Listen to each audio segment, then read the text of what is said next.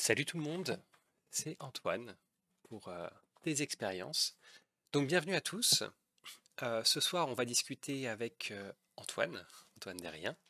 Salut Antoine. Salut! Donc tes expériences, qu'est-ce que c'est? C'est une émission que je fais tous les jeudis soirs où en fait mon objectif c'est de pouvoir aller interviewer des activités atypiques.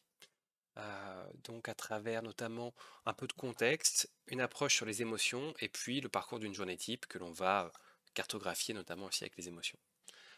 Donc on est sur Twitch là aujourd'hui, donc si jamais il y en a qui ne connaissent pas tout à fait, si vous voulez écrire des questions dans le chat qui vont nous permettre, qui vous permettent d'interagir avec nous, il faut vous créer un compte, sinon bah, il n'y a pas besoin et vous pouvez juste consulter tranquillement. Donc aujourd'hui, comme j'ai dit, je suis avec Antoine Derrien. Euh, le, la discipline, l'activité qui est décrite, c'est donc investisseur dans des projets durables. Écoute Antoine, je vais te lancer, je vais te donner la main. Qui es-tu et quel était ton parcours avant d'arriver à ton métier actuel? Bah, merci beaucoup Antoine, en tout cas d'organiser tout ça. C'est l'occasion de parler de, voilà, de quelque chose quand même qui est important, qui tient fort au niveau des convictions, au niveau de l'investissement durable. Après comment je suis arrivé ici? Bon, très rapidement, je suis quelqu'un qui questionne pas mal de bases sur pas mal de choses, sur pas mal d'aspects et après d'un point de vue purement donc là, c'est le cadre au niveau de l'investisseur durable, on va dire sur ses expériences professionnelles. Je vais plutôt rapidement parler de l'évolution académique et professionnelle qui reste quand même, somme toute, enfin, ce qui m'a amené ici.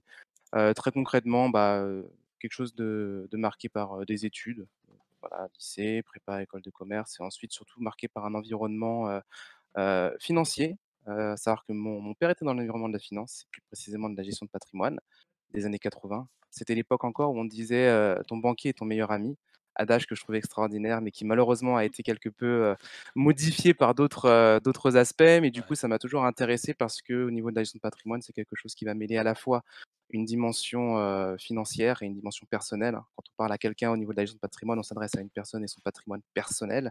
Comment j'utilise mon argent et on sait ce que fait l'argent aujourd'hui, on sait comment il est utilisé, donc du coup, il y a un cheminement qui s'éveille, il y a des questionnements et très concrètement, ce qui m'a amené ici, c'est une première expérience d'un point de vue purement gestion, de patrimoine en gestion de fortune dans une, grande banque, européenne, voire d'envergure mondiale, qui m'a permis d'apprendre beaucoup de rigueur et d'apprendre vraiment aux côtés de personnes qui étaient extrêmement, qualifiées et auprès d'une clientèle de gestion de fortune.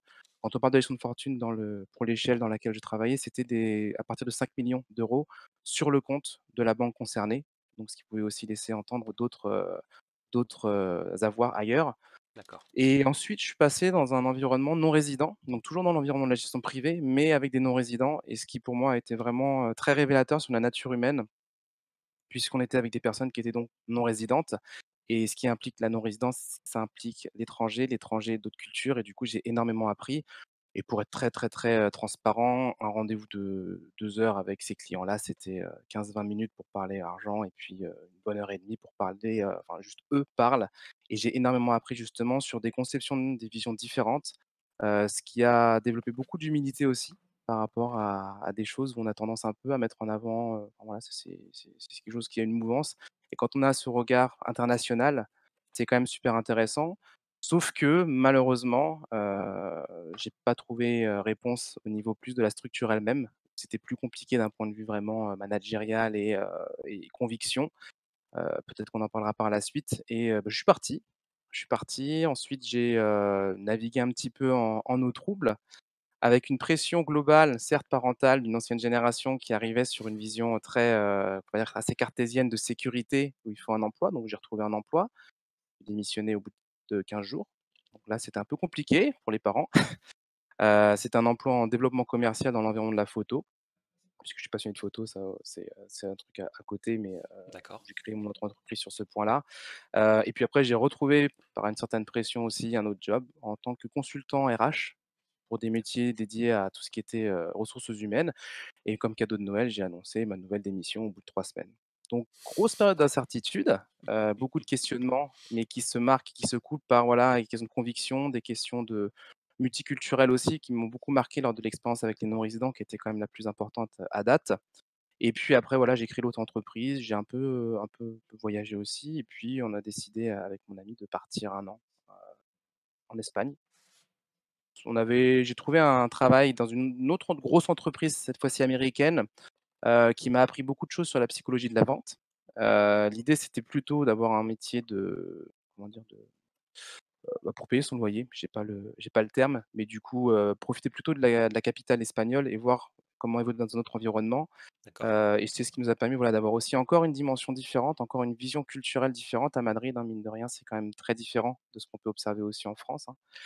Et puis, tout simplement, au bout d'un an, je m'y retrouvais toujours pas, on est revenu et je suis arrivé chez Lita, qui est aujourd'hui l'entreprise, qui remplit énormément de critères, en ce sens où on est vraiment sur l'investissement durable et là est le sujet d'un point de vue purement, voilà, au niveau du côté qu'est-ce qu'un investisseur durable? On sait ce qu'est la finance aujourd'hui. Alors, il y a beaucoup de débats, hein, sur tout ce qui va être, les critiques sur telle ou telle chose, sur tel autre aspect.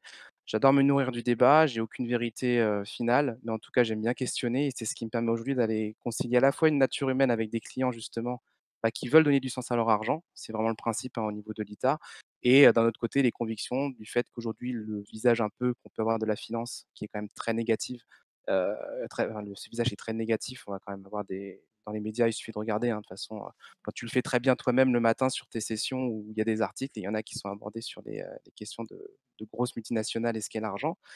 Mais l'argent, il peut aussi servir de droit de vote, en gros. Donc il y a quelque chose de très militantiste, d'activiste qui est présent, qui répond à des convictions aussi de bienveillance et de bien commun, qui sont vraiment très importantes et qui se retrouvent. Et pour contextualiser l'ITA rapidement, en fait, hein, c'est, une entreprise de levée de fonds qui permet d'investir dans des entreprises qui, ont un caractère durable, qui ont un impact social, sociétal ou environnemental. Et mon rôle, à proprement dit, c'est d'être au contact des investisseurs, de parler avec eux, de comprendre quelles sont les raisons pour lesquelles ils viennent chez l'ITA. Et comme on rejoint en fait cet aspect psychologique de l'argent, mon argent, je ne sais pas forcément quoi en faire. Déjà, c'est quelque chose qui a tendance à être extrêmement complexifié, hein. Il suffit de commencer à parler, de réduction d'impôts, de PEA, d'assurance vie, d'OPCVM. C'est des choses où on peut très vite être noyé et c'est des choses sur lesquelles moi je veux vraiment décortiquer et du coup, comment ça se traduit par, voilà, comment aujourd'hui on peut avoir un pouvoir avec cet argent-là et moi ça me permet de concilier à la fois cette nature humaine qui se pose des questions et la dimension financière qui génère quand même beaucoup de questionnements et beaucoup de gêne parfois. C'est aussi culturel, hein, ça je l'ai vu au niveau de la banque, privée quand j'étais avec les clients internationaux. Ce rapport à l'argent est quand même aussi très culturel et c'est un sujet qui me fascine et c'est pour ça qu'aujourd'hui, je me sens à ma place. Bah, écoute, merci pour cette introduction. Je vois dans le commentaire Antoine, le loup de Wall Street. Moi, j'ai pas l'impression que ce soit tout à fait les mêmes convictions. En tout cas, donc, bah, tu nous as dit plein de choses. Alors, tout d'abord, on va juste creuser un tout petit peu, donc, toi, ton activité. Donc, tu disais que tu accompagnais des personnes. Enfin, comment tu peux décrire finalement ton métier de financier, juste pour comprendre un tout petit peu plus dans le détail ce que c'est? Bah, avant de parler de financier, il faut parler de finance et Ouais, quand on prend une définition, alors j'ai une application qui s'appelle Antidote qui est génialissime et j'aime beaucoup et je vais vous lire la définition de finance qui quand même est assez révélatrice. Il y a 2 aspects. Il y a un premier aspect où la finance, en fait, c'est l'ensemble des professions et des disciplines qui touchent aux capitaux, à l'argent et à ses modes de représentation. Donc on a quand même déjà cette notion de représentation et il y a aussi, une autre définition qui est la science de l'analyse de la gestion des dépenses et des recettes d'un particulier, d'une entreprise ou d'un État. Donc en fait, je me suis rendu compte de l'importance de définir la finance quand j'ai posé la question à quelqu'un: «Qu'est-ce que la finance?» Ça laissait un petit blanc en fait, on n'avait pas forcément ces termes-là, mais finalement on arrive sur cette question de flux. Donc être financier aujourd'hui, on va dire que ça recouvre beaucoup de choses. Quand on parle d'investissement, quand on parle de finance, on a énormément de métiers, hein, qui sont liés à la finance. On va avoir la finance d'entreprise, on va avoir la finance des particuliers, on va avoir la finance qui va avoir un axe juridique, on va avoir, bah, nous, ce qu'on fait au niveau des levées de fonds. Il y a aussi, une fois qu'une entreprise, peut se faire absorber, il y a tout ce qu'on appelle la fusion-acquisition. La finance, c'est énorme, c'est quelque chose qui fait appel aussi à un concept qu'on appelle la financiarisation de l'économie, où il y a eu beaucoup de choses qui ont évolué et qui ont amené, en fait, à une problématique qui est celle d'une vision de l'économie en comment dire? Comme une fin pour elle-même et la finance qui est devenue un but pour elle-même et comme ça a un lien avec l'argent, la représentation qu'on s'en fait en fait, heu, ça génère aussi donc c'est, des problématiques liées à ce que c'est comme représentation pour les différentes personnes. Donc le financier pour moi en premier lieu et c'est ce que j'apprécie faire, c'est vraiment aller décortiquer ces éléments qui peuvent potentiellement être complexes et les simplifier tout simplement, bah, pour que les gens puissent déjà se sentir à l'aise et puisse ensuite, dans l'aspect durable, se dire que, j'ai un pouvoir sur cet argent et j'ai un pouvoir de dédier à une entreprise qui fait bouger les choses aussi et il y a un cercle vertueux qui se développe par la suite. OK. Donc c'est, un accompagnement pour essayer de comprendre auprès des personnes avec qui tu interagis, ce que représente l'argent pour elles. Pour moi, c'est le biais que je donne parce Ouais. que c'est celui qui m'intéresse en ce sens où, comme je le disais, on est vraiment sur une conception très personnelle de l'argent.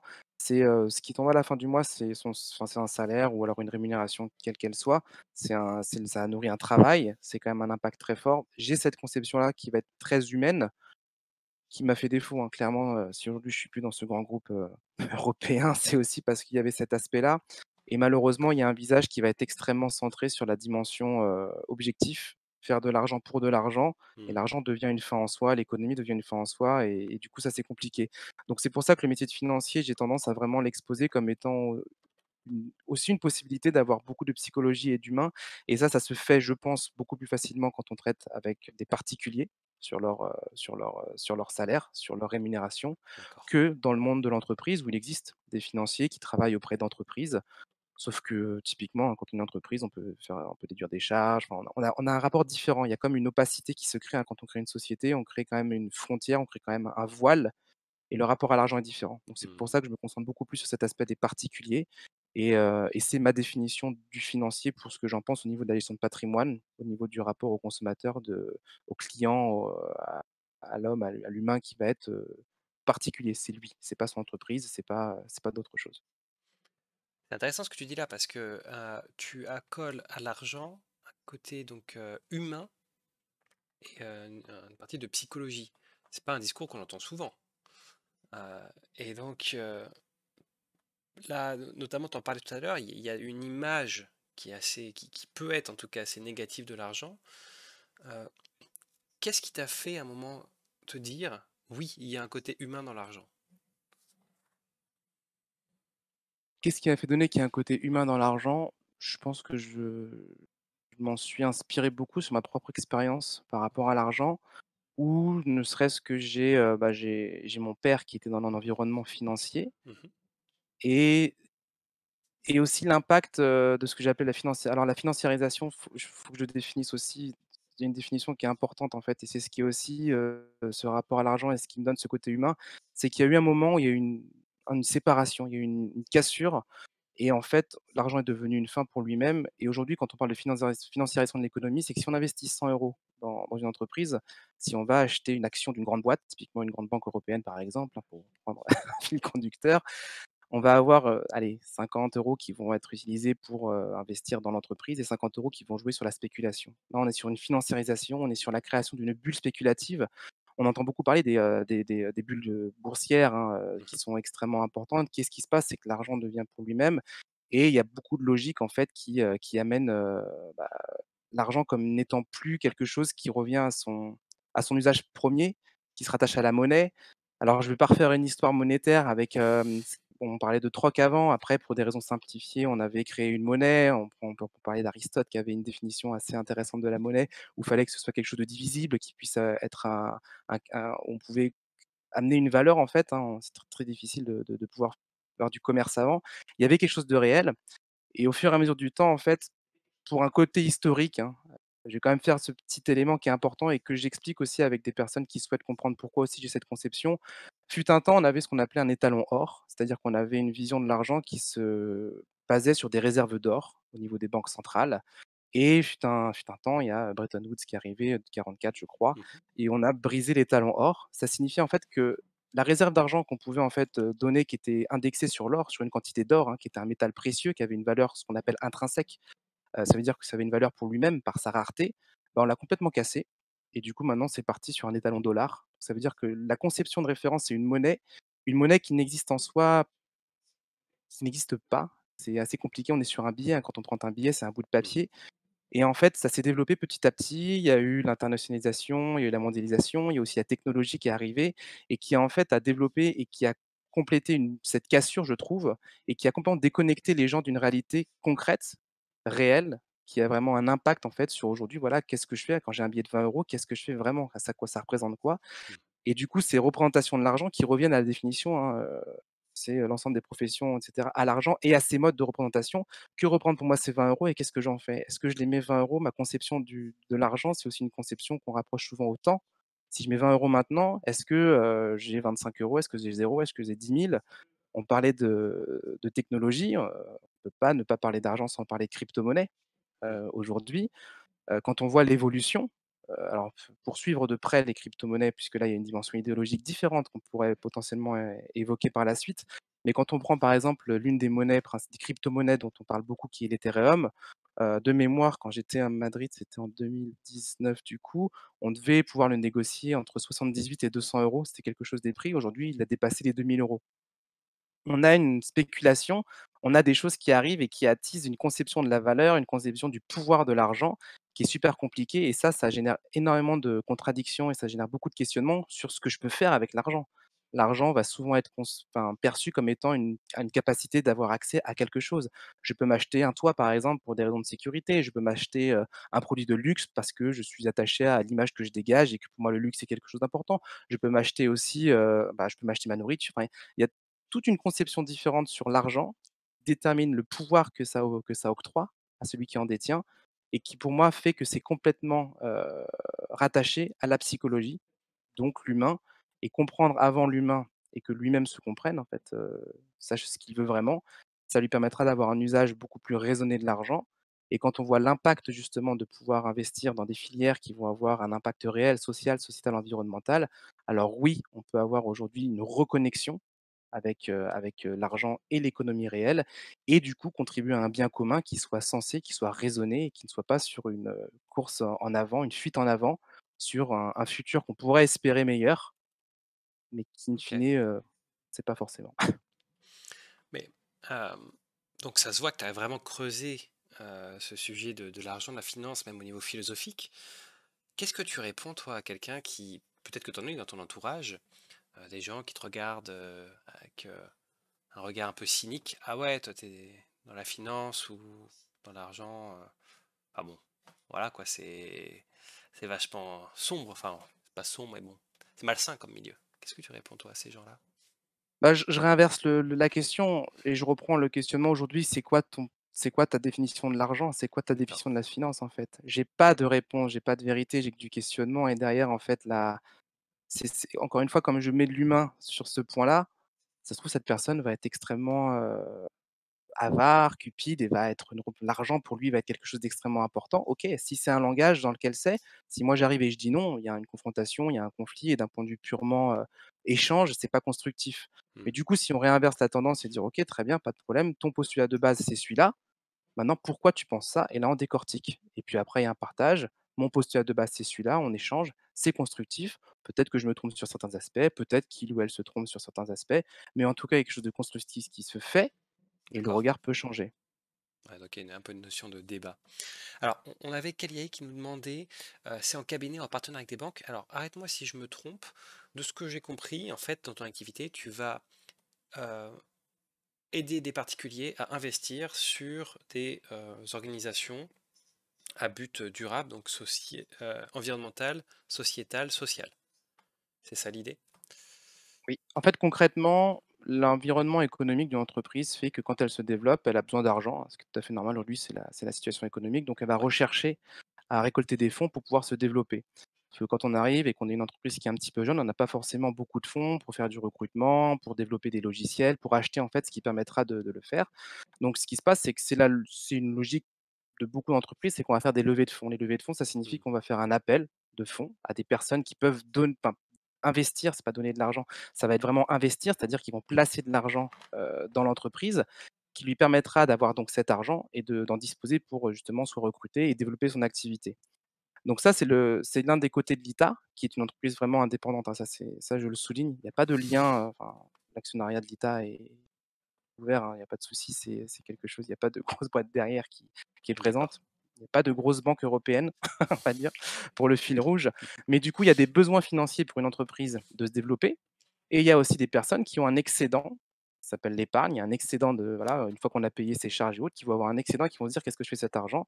Je peux le placer». Donc en fait, l'ITA va créer le produit financier qui est soit une action, une obligation D'accord. et le particulier va pouvoir investir, donc donner à permettre à l'entreprise de se développer et voilà, c'est vraiment ça l'objectif. Donc nous, mon rôle, c'est vraiment le côté investisseur où je vais essayer de comprendre quels sont les intérêts, quelles sont les thématiques, hein. Est-ce qu'on veut investir sur, la réinsertion sociale? Est-ce qu'on veut investir sur des filières, de production, qu'elles soient beaucoup plus, éco-responsables, qui assurent une transition?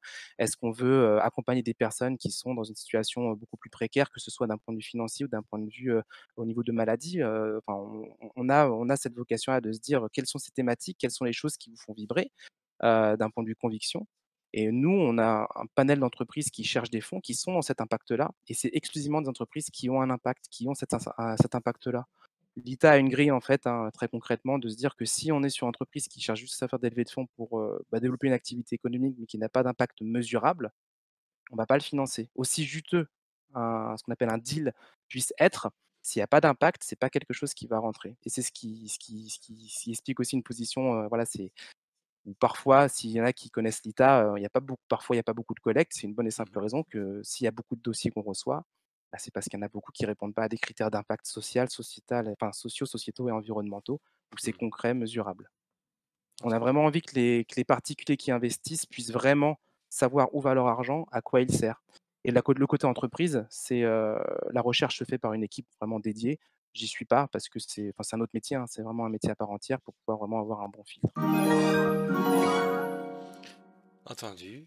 Heu, alors, du coup, bah, je vais raconter un petit peu enfin, comment on s'est rencontrés. Je pense que ça peut, donc j'en ai parlé un tout petit peu, sur LinkedIn. Donc, en fait, avec Antoine, moi, je cherchais moi-même à investir de l'argent sur des entreprises un peu plus, on va dire, à impact, on va dire ça comme ça, parce que bah, j'avais déjà essayé de faire de la bourse, ma banque m'avait aidé, machin, mais bon, c'était très lointain, j'y comprenais pas grand-chose et j'ai assez vite arrêté les choses. C'est une pub YouTube qui m'a redirigé vers l'ITA, et je suis donc tombé en relation avec toi. Et en fait, on a très naturellement discuté. Bon, je discute beaucoup et je pense qu'Antoine, tu écoutes et tu rebondis aussi beaucoup. On a vite dérivé sur des jeux de société, de la psychologie, donc voilà, bon bref. Et donc, bah, c'est comme ça qu'on s'est rencontrés. Et moi, la question que j'ai, c'est, parce que là c'est mon cas, je pense qu'il y en a d'autres, mais peut-être, qu'est-ce que tu dis toi à des personnes que tu conseilles? Parce que tout à l'heure tu parlais de psychologie de l'argent, de guide un petit peu à travers des démarches. Heu, Concrètement, qu'est-ce qui se passe quand tu discutes avec quelqu'un qui a envie d'investir dans une entreprise, à impact, durable, peu importe comment on les appelle? Qu'est-ce qui se passe? La première chose, c'est que je demande pourquoi, en fait, il y a cette démarche qui se fait, pour comprendre, en fait, qu'est-ce qu'il y a derrière, puisque encore une fois, comme c'est, quelque chose qui fait appel à des convictions, Heu, typiquement, on va avoir des projets qui répondent à des par exemple, de l'accompagnement de personnes qui sont atteintes de la maladie d'Alzheimer, Mmh. pour leur donner un cadre de vie qui soit beaucoup plus adéquat que dans un EHPAD où quand bien même il y a des moyens qui sont mis, il y a différentes pathologies qui sont présentes et c'est compliqué en fait de pouvoir, subvenir à cette pathologie qui est la maladie d'Alzheimer et en fait, pour tout dire, il y a eu une campagne qui fait que c'était des colocations de personnes dédiées, à un prix qui soit beaucoup plus accessible que si c'était une aide individuelle. Heu, Cet impact au niveau de la santé, au niveau de l'environnement aussi des anciens, puisque c'est dédié à des personnes de plus enfin d'une génération plus de 60 ans minimum, ça peut faire appel à des échos personnels. Donc en fait, mon premier travail, c'est d'aller comprendre quelle est la motivation première et pourquoi je veux de l'impact. Pourquoi j'arrive et je vais sur un site qui dit, «C'est de l'impact». Bah, voilà, bah, moi typiquement mon argent, je ne sais pas ce qu'il en est. Ma banque me prend enfin énormément de frais. Je compte pas ce que me dit mon banquier ou Ouais. autre, parfois parce que le banquier ne le sait pas lui-même, mais ça c'est un autre sujet, appelle à quelques nervosités. Mais du coup, pourquoi en fait la démarche est présente et à partir de là, je rebondis. Donc ça peut être quelqu'un qui va être passionné par, une dimension, je sais pas, agroalimentaire, ça peut être quelqu'un avec un passé agricole. Bon, bah, aujourd'hui, on sait ce que c'est l'agriculture par rapport, en société, là, ce qu'il en est au niveau de il y a beaucoup d'injustices. Comment aujourd'hui on peut être sûr que si on veut investir, son argent, on ait une certitude que ça ait vraiment un impact à 100. Mmh. Et je dis ça parce qu'en fait, l'un les principaux véhicules d'investissement, ça va être, ce qu'on appelle des PEA, des assurances vie dans lesquelles on va investir dans ce qu'on appelle des fonds. C'est des paniers de valeurs, qui répondent à des thématiques. Le fait est que ces thématiques-là, parfois, on peut dire que c'est quelque chose qui va être, vert, ça s'appelle du greenwashing, mais in fine, on n'est pas sur quelque chose qui va vraiment avoir un impact. Je prends un exemple très simple, il suffit que, par exemple, Total puisse développer une entreprise qui soit, 100 bio ou alors sur des énergies renouvelables pour X ou Y raison. Le fonds investisse dans cette boîte-là, sauf que la maison mère, c'est Total et Total, aujourd'hui, il y a bon, il y a du débat, il y a du débat sur l'énergie, mais c'est pas le sujet, mais en gros, il y a quand même beaucoup d'externalités négatives liées à ce que peut faire Total et il faut voir aussi d'un point de vue financier la force, la puissance de Total et donc au final, on se retrouve à investir sur des choses qu'on imagine vertes, qu'on imagine, vertueuses et au final, non. Donc l'idée, c'est comprendre, voilà, ces motivations-là, décortiquer aussi l'aspect vraiment financier, hein. Aujourd'hui, un entretien enfin un échange avec l'ITA, c'est comprendre à la fin ce que c'est qu'une action, ce que c'est qu'une obligation, ce que c'est un pacte d'actionnaires, par exemple. Ça, c'est des mots qui sont complètement différents puisqu'il y a Ouais. une intégration quand on investit en actions. Je vais pas l'expliquer, en détail, mais comme on devient vraiment actionnaire d'une boîte, on a une décision, on a un pouvoir. Donc, Mmh. quand on a un pouvoir, quelles sont les règles du jeu, en fait? Qu'est-ce qui régit la relation entre l'entreprise et l'investisseur? C'est un pacte d'actionnaires et on aborde tout ça, ça décortique le tout et en fait, c'est un peu un cocktail entre en fait, je trouve quelque chose où j'arrive à comprendre et là, je remercie plus que tout tous les investisseurs qui me disent 2 mots très clairs où je suis très content de me dire: «Voilà, c'est clair ce que j'ai pu dire. La personne sait ce qu'est une action, une obligation et en plus, elle sait qu'elle peut donner, enfin, mettre à profit son argent pour quelque chose qui a un vrai sens et puis derrière, va répondre à des convictions». J'ai des personnes qui vont exclusivement investir sur des problématiques, de réinsertion sociale.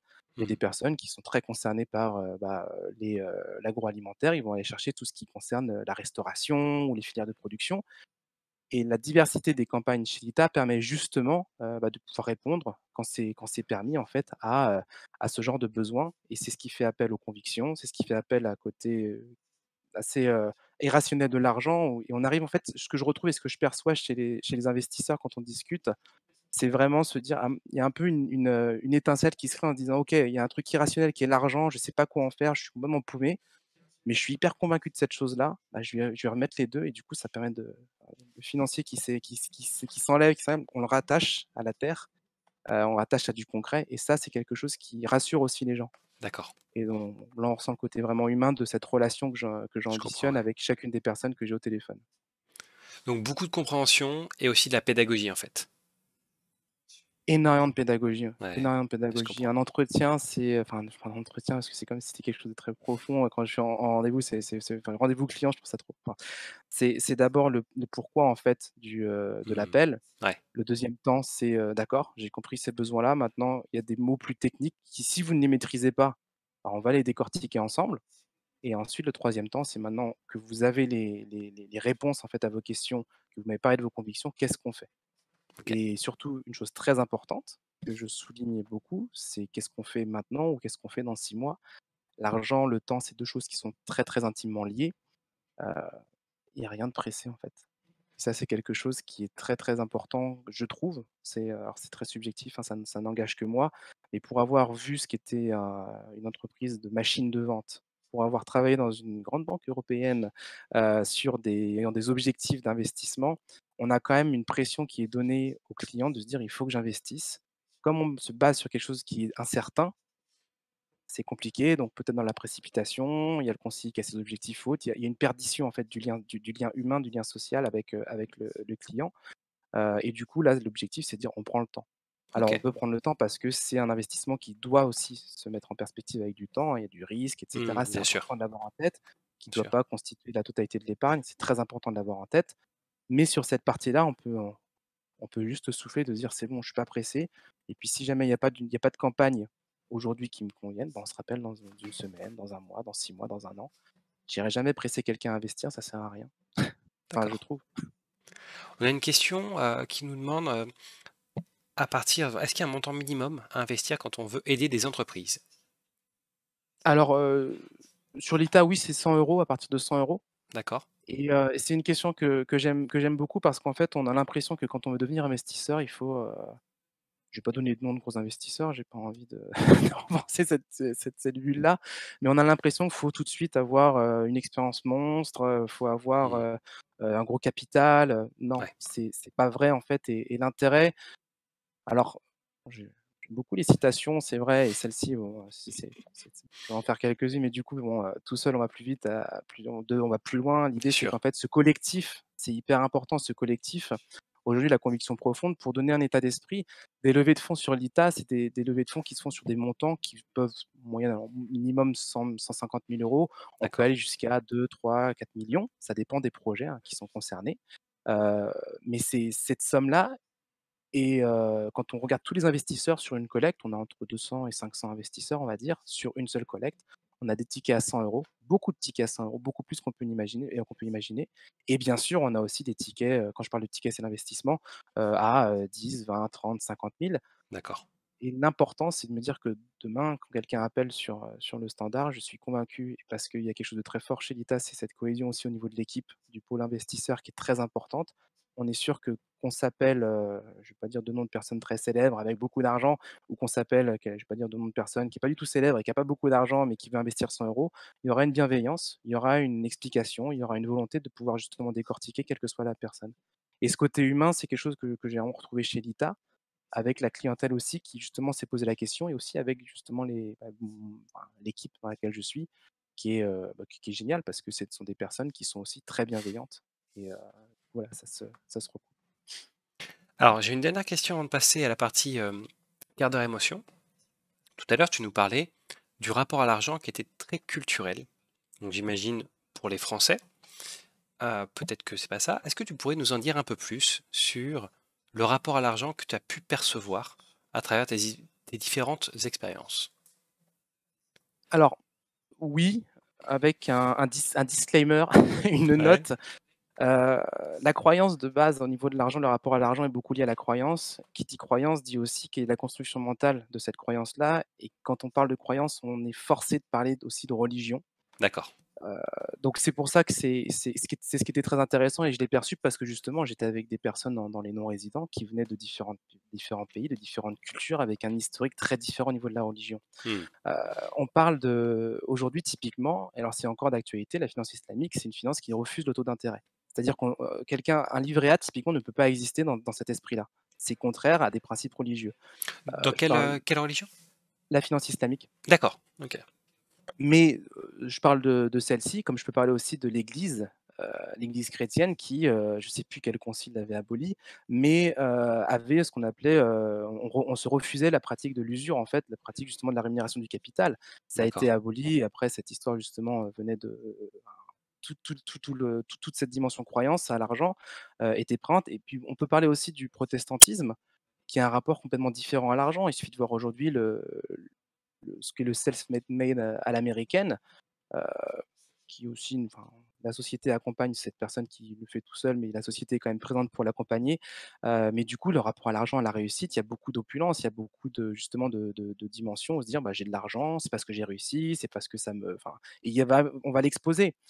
Il y a autre chose sur, le rapport culturel, sur du patrimoine. Alors là, il y a une dimension historique qui est importante, mais aujourd'hui, on parle beaucoup de grandes familles typiquement, qui sont reliés aussi à la tradition avant la Révolution, le tiers-état, on avait le clergé, la noblesse, le tiers-état.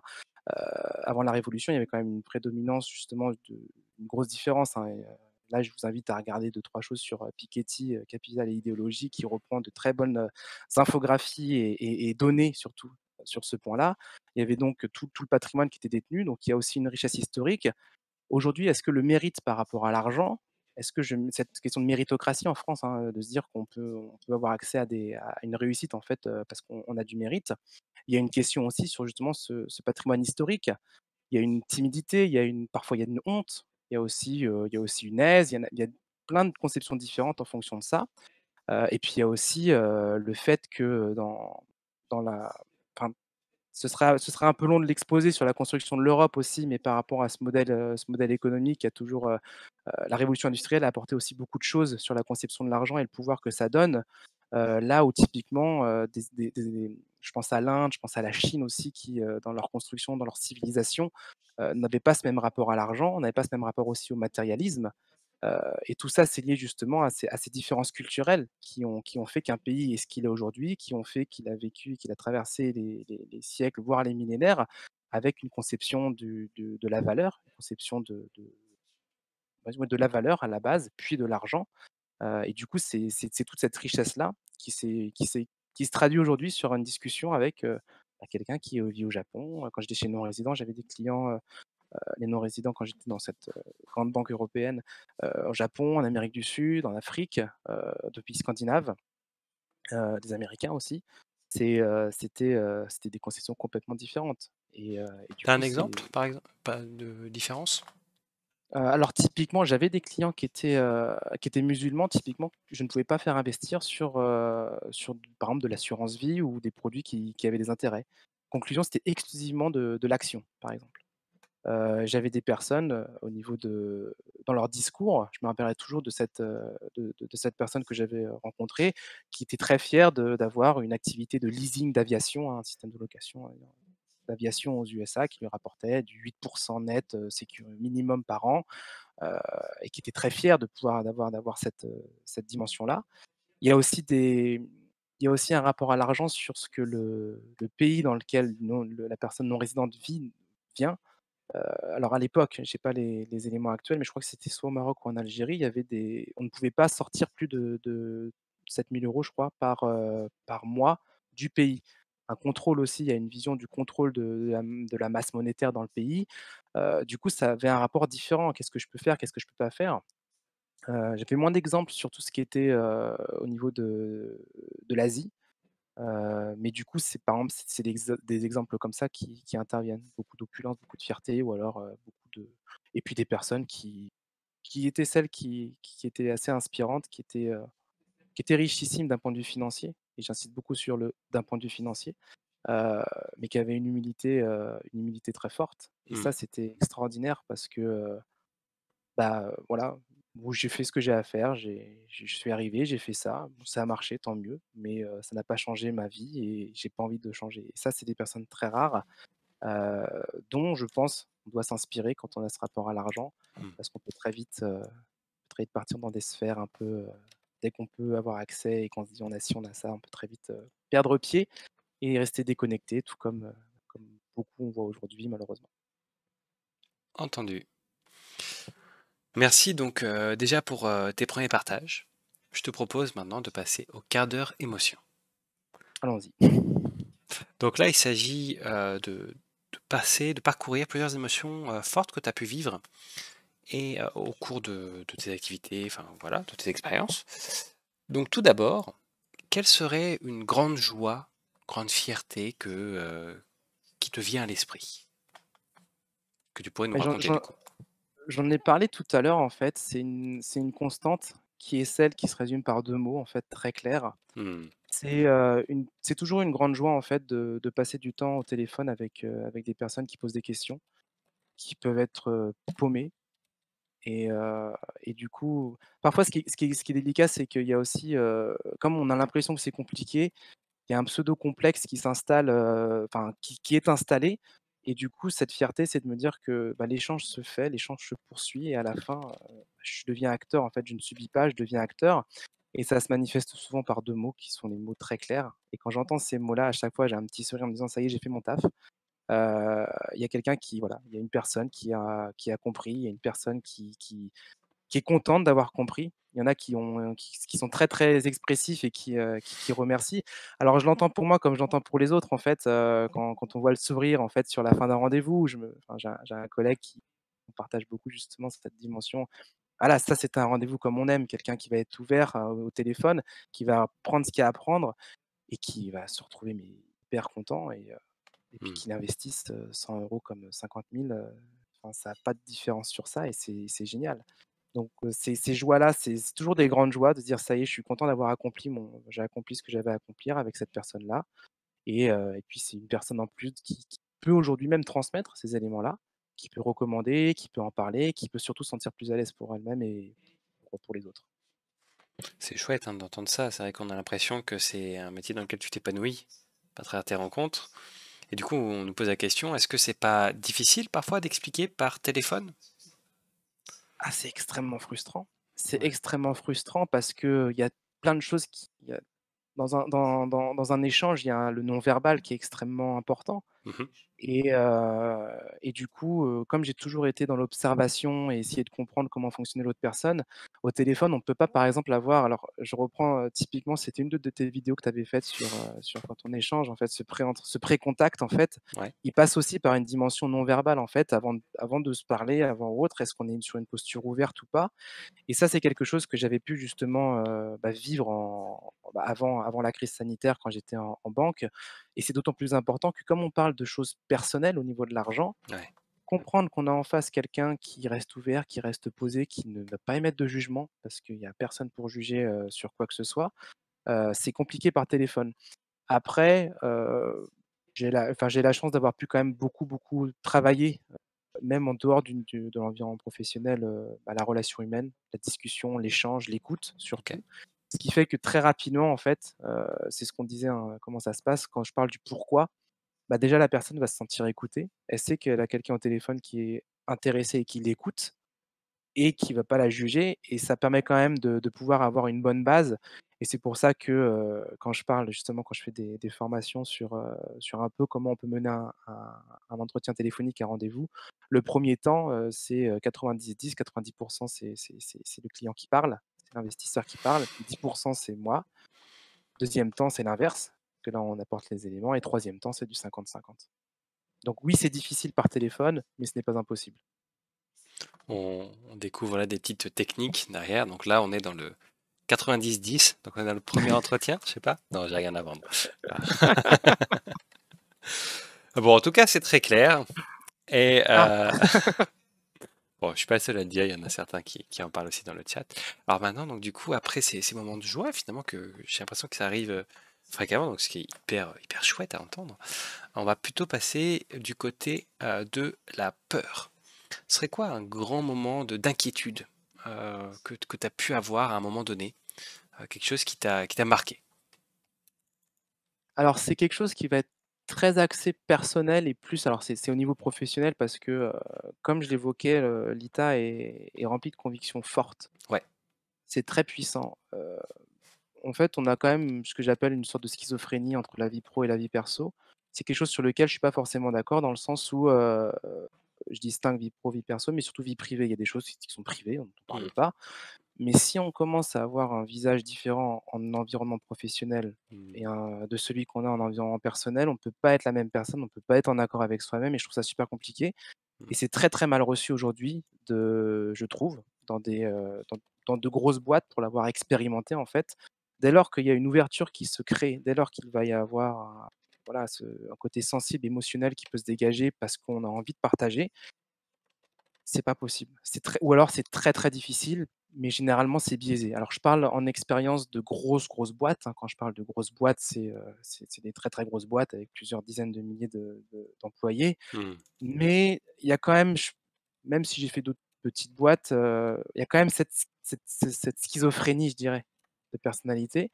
Et du coup, la grande peur que j'avais, c'était quand, en fait, j'ai compris que chez Lita, je pouvais être, entre guillemets, «moi-même», mais même pas entre guillemets, en fait, je pouvais être moi-même, tu vois? J'en ai encore des petits éléments de peur en me disant: «Est-ce que c'est encore possible là, même après un an?» Tu vois? Et en fait, ouais, il t'a écouté, et j'avais super peur, en fait, de me dire: «Bah, attends, qu'est-ce qui se passe maintenant si on t'accepte dans un groupe? Qu'est-ce qui se passe?»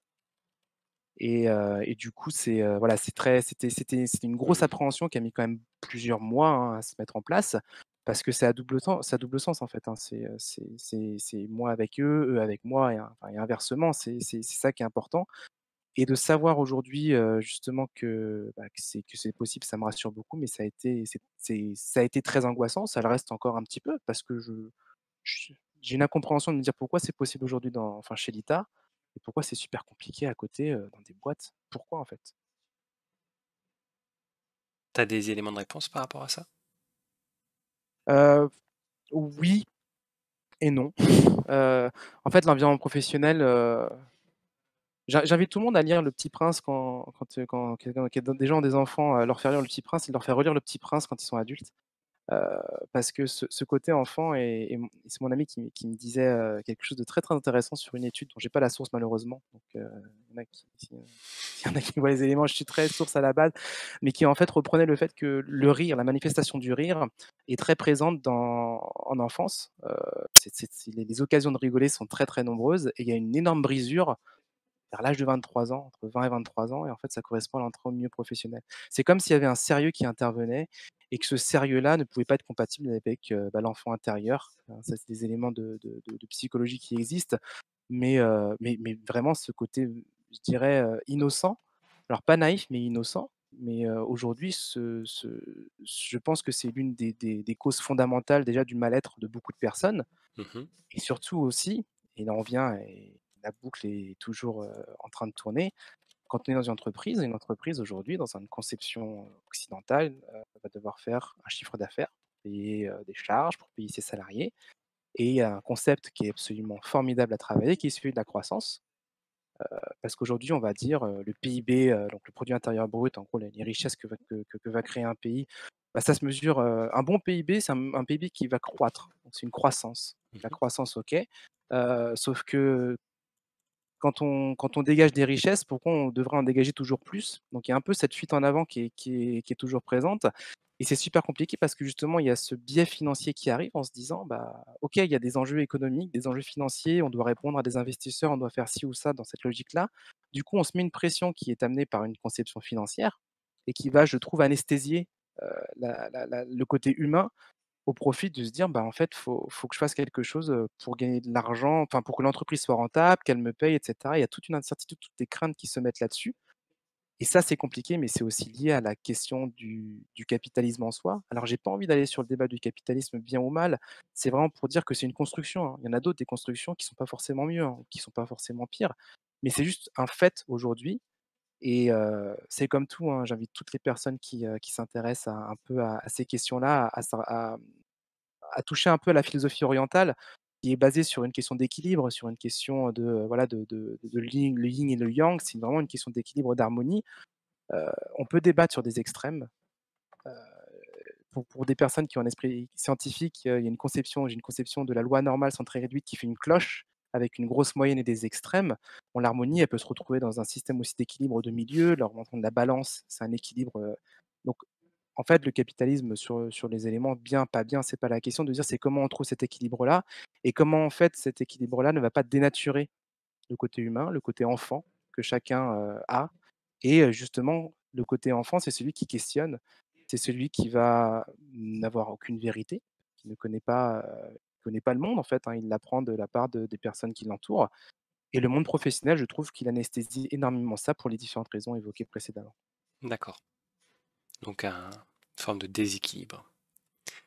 Alors, maintenant on va parler de la colère. Est-ce qu'il y a quelque chose un moment qui t'a particulièrement énervé, que tu as pu vivre, tu souhaiterais nous raconter?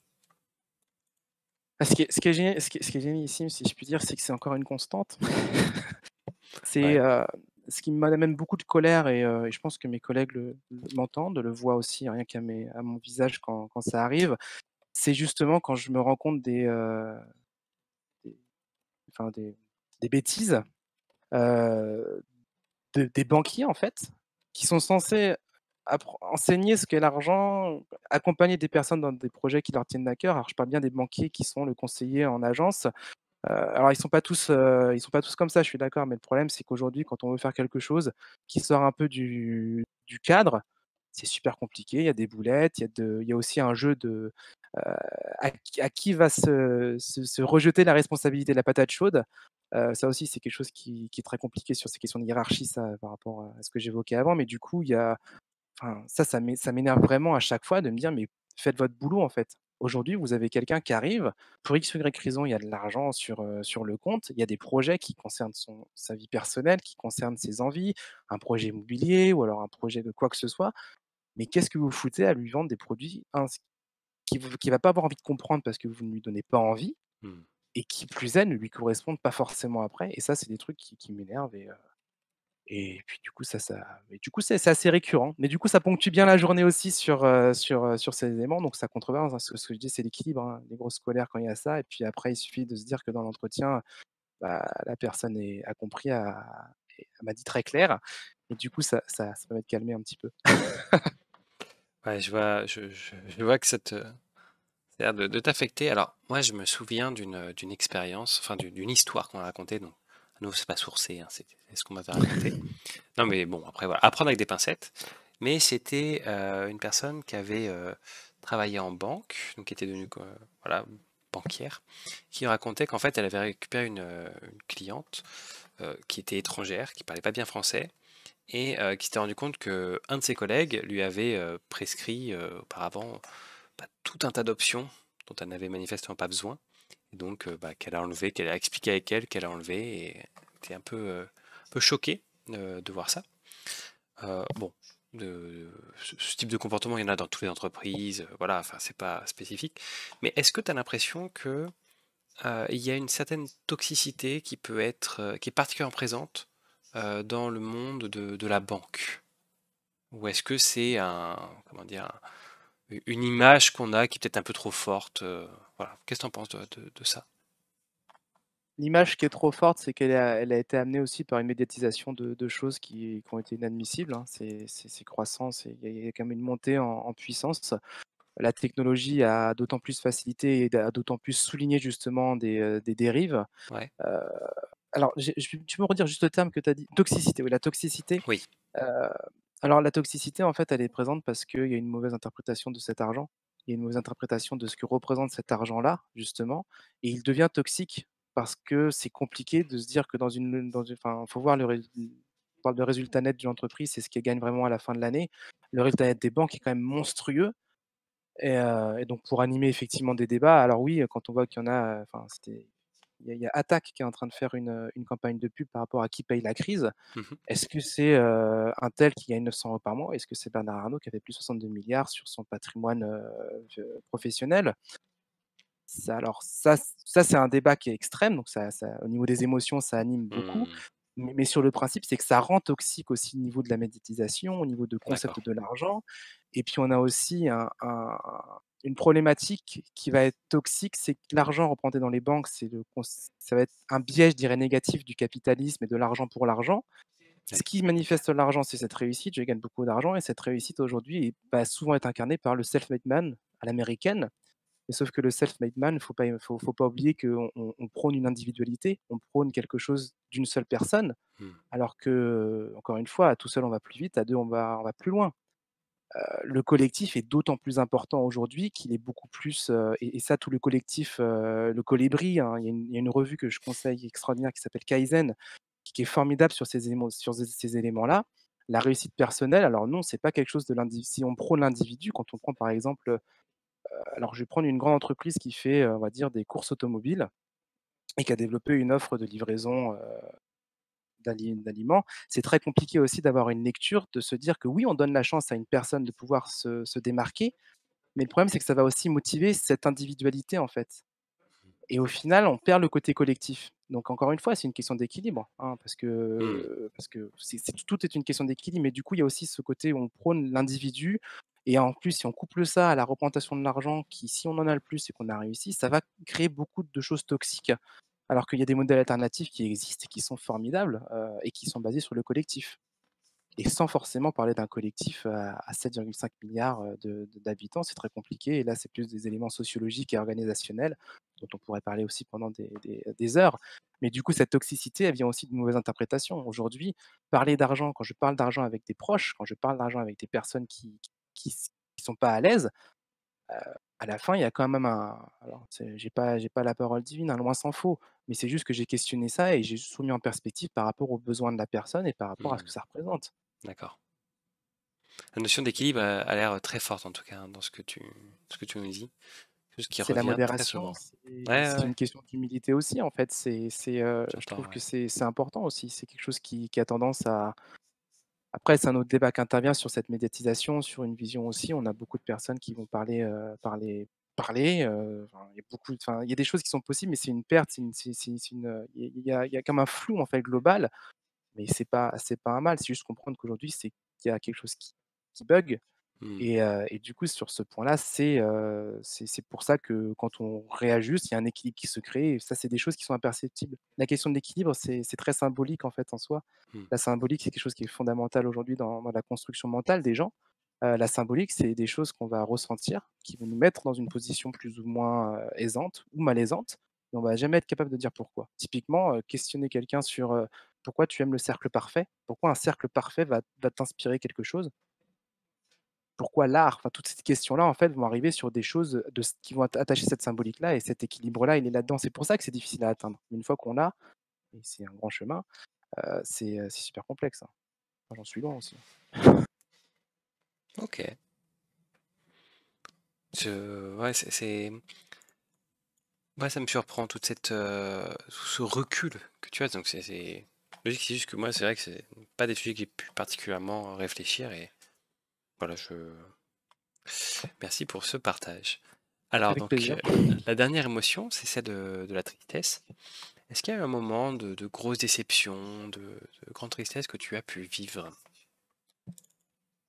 Oui, c'est cette tristesse-là, en fait, c'est aussi un moteur, une essence. C'est un peu David contre Goliath. Mmh. Quand je vois, en fait, le poids Mmh.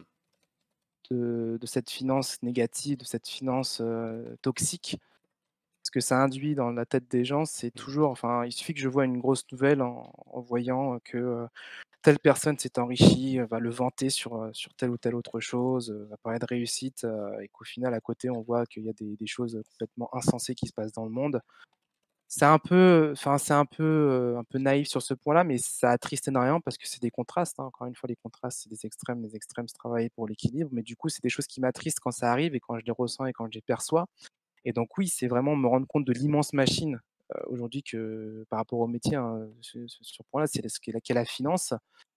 Mais de toute manière, j'y crois toujours, hein, il y a un optimisme, hein, sinon ça sert à rien, hein. Mais c'est super important et j'invite, tout le monde à ne serait-ce que regarder au moins un résumé de ce qu'a fait, Nassim Nicolas Taleb, qui a inventé la théorie du cygne noir. Enfin, il a pas inventé, c'est qu'il l'a développé, c'est un ancien trader, donc il connaît mais qui était mathématicien dans l'âme derrière. Heu En fait, il a expliqué la théorie des signes noirs, c'est que vous avez eu un constat que tous les signes sont blancs, jusqu'à un jour, on a découvert un signe de couleur noire et en fait, ça a renversé le modèle. Et ces éléments-là, c'est des zones de lumière, c'est des zones en fait d'espoir qui existent et je suis fondamentalement convaincu, alors peut-être que je ne le verrai pas de mon vivant, mais en tout cas, si je peux le transmettre à des personnes qui le transmettront à des personnes et cetera, il y a quelque chose. Sinon de toute façon, après ça Mmh. il y a plus de sens en fait. Et après, on arrive sur des éléments plus de débat sur la quête de sens ou autre, où là, tout le monde est paumé et c'est super compliqué. Et c'est là où justement cette introspection, cette vision est super importante, pour se rééquilibrer, pour se remettre en phase avec ce qu'on recherche ou autre. C'est Platon qui parlait de le phénomène de ce qu'on appelle l'acrasie. C'est, dire, «C'est bien de faire ça, mais de jamais le faire en fait, dans dans la vie, en fait». Mmh. C'est cette schizophrénie un peu qui arrive. Moi, je suis pour lutter contre telle chose, mais je bosse dans une boîte qui finalement, par ricochet, contribue à cette ch à détruire cette chose. Et là, il y a de l'incertitude. Et du coup, quand je vois la machine financière il y en a des grosses machines qui renforcent ces éléments-là, bah, là, c'est un gros coup de massue, en fait. Mais du coup, après, je reçois les clients au téléphone et du coup, je me redonne du du baume au cœur en échangeant et en sachant qu'il y a des personnes qui sont intéressées et qui sont motivées pour. D'accord. Chaque petite action, finalement, vont peut-être pousser à faire évoluer un peu les choses? Complètement, l'effet papillon aussi, hein, qui Ouais, est, d'accord. qui est formidable sur ce point-là. Mais encore une fois, c'est une petite chose, en fait. Il y a de Mmh. petits détails et c'est ce que j'ai ici, mais j'ai pour habitude de dire aussi que, enfin, toute logique possède sa propre contradiction en elle-même. Et ça, c'est hyper intéressant dans le sens où c'est un minimum, c'est un tout petit point, en fait, qui va dire: «Non, là, il y a un bug» et Mmh. du coup, ça renverse le modèle, ça réapprofondit la réflexion sur la logique et l'idée, c'est de pouvoir se le réapproprier pour que les personnes derrière puissent justement comprendre. Bon, avant d'agir, il y a cette compréhension qui est nécessaire parce qu'on peut rapidement se tromper. Bon. Beh, écoute, merci pour ces différents partages. Je te Avec propose plaisir, de passer donc à la construction de l'experience map, donc la journée type que l'on va faire ensemble. c'est parti. Je vais donc passer sur Twitch, je sais pas si tu l'as sous les yeux, donc je vais partager mon Ouais, écran. je l'ai juste à droite, donc si je regarde à droite, c'est Donc on va construire en fait, un parcours, donc il y aura à peu près cette forme-là, voilà à peu près, avec des émotions, des éléments. Donc là, l'objectif, ça va être de décrire une journée type que tu as pu vivre. Donc, de quelle journée vas-tu nous parler? De tous les jours. Ok. Alors, donc du coup, ça commence par quoi? Comment tu pourrais me décrire ça? On est sur la sphère au niveau de l'investisseur, hein, durable, donc je parlais plus de l'accès métier. À partir du moment où je pars de chez moi, Mhm.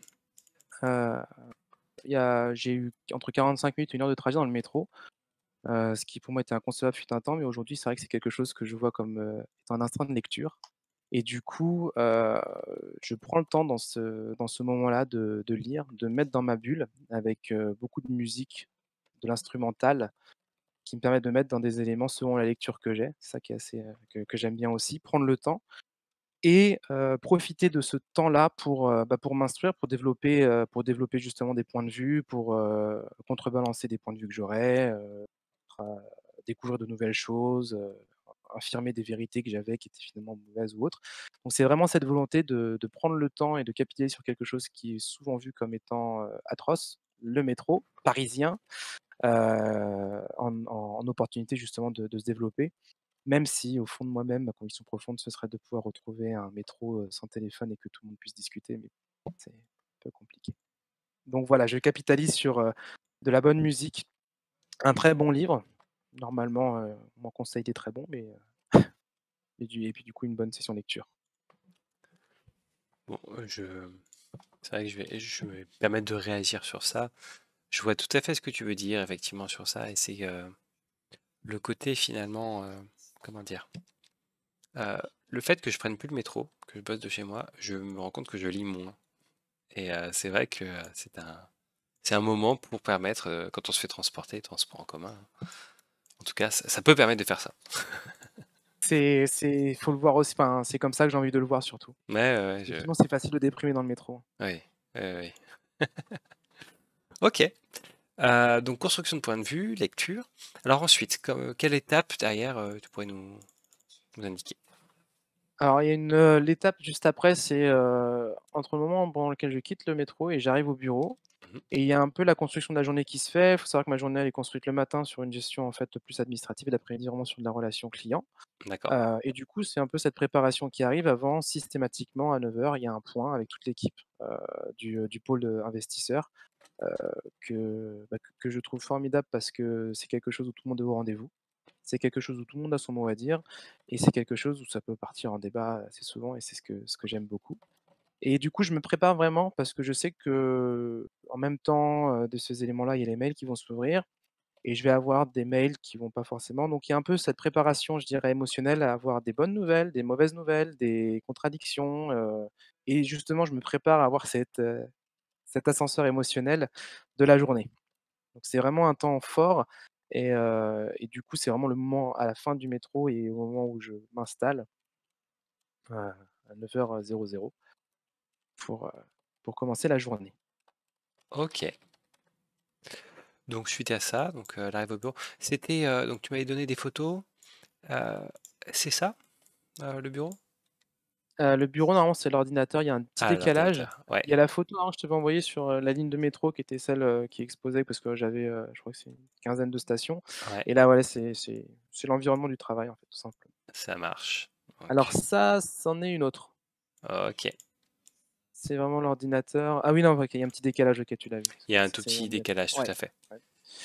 Donc Euh, c'est, voilà, c'est vraiment ça, c'est double écran. Donc, on voit le bureau. Alors je vais tenir compte du décalage derrière, mais je suis dans un petit coin. Avec une porte qui a sa petite clé.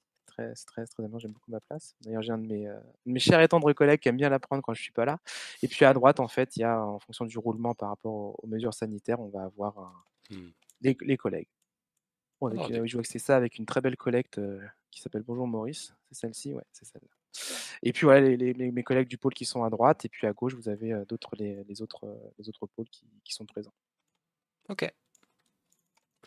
Alors du coup, donc l'arrivée l'arrivée au bureau, s'ensuit donc, j'imagine, le boulot. Comment tu nommerais cette étape-là? Ouais, la réunion de boulot, c'est un boulot, je préfère dire boulot que travail, hein. Travail Ouais? vient du latin tripalium qui signifie souffrance, donc c'est forcément envie de voir comme ça, hein. Il y en a beaucoup qui mais bon, ça c'est un autre débat étymologique, mais sur ce point-là, voilà, j'arrive sur l'ordinateur et puis on a ce point. On refait le récap de la journée, on refait le récap des gros enjeux et ce qui est important dans cet élément-là, c'est vraiment il y a une place pour le partage. Il y a une place pour dire les choses que je n'avais pas du tout l'habitude avant, en fait, hein, pareil d'un séminaire qu'on avait fait quand on pouvait encore avec les mesures sanitaires.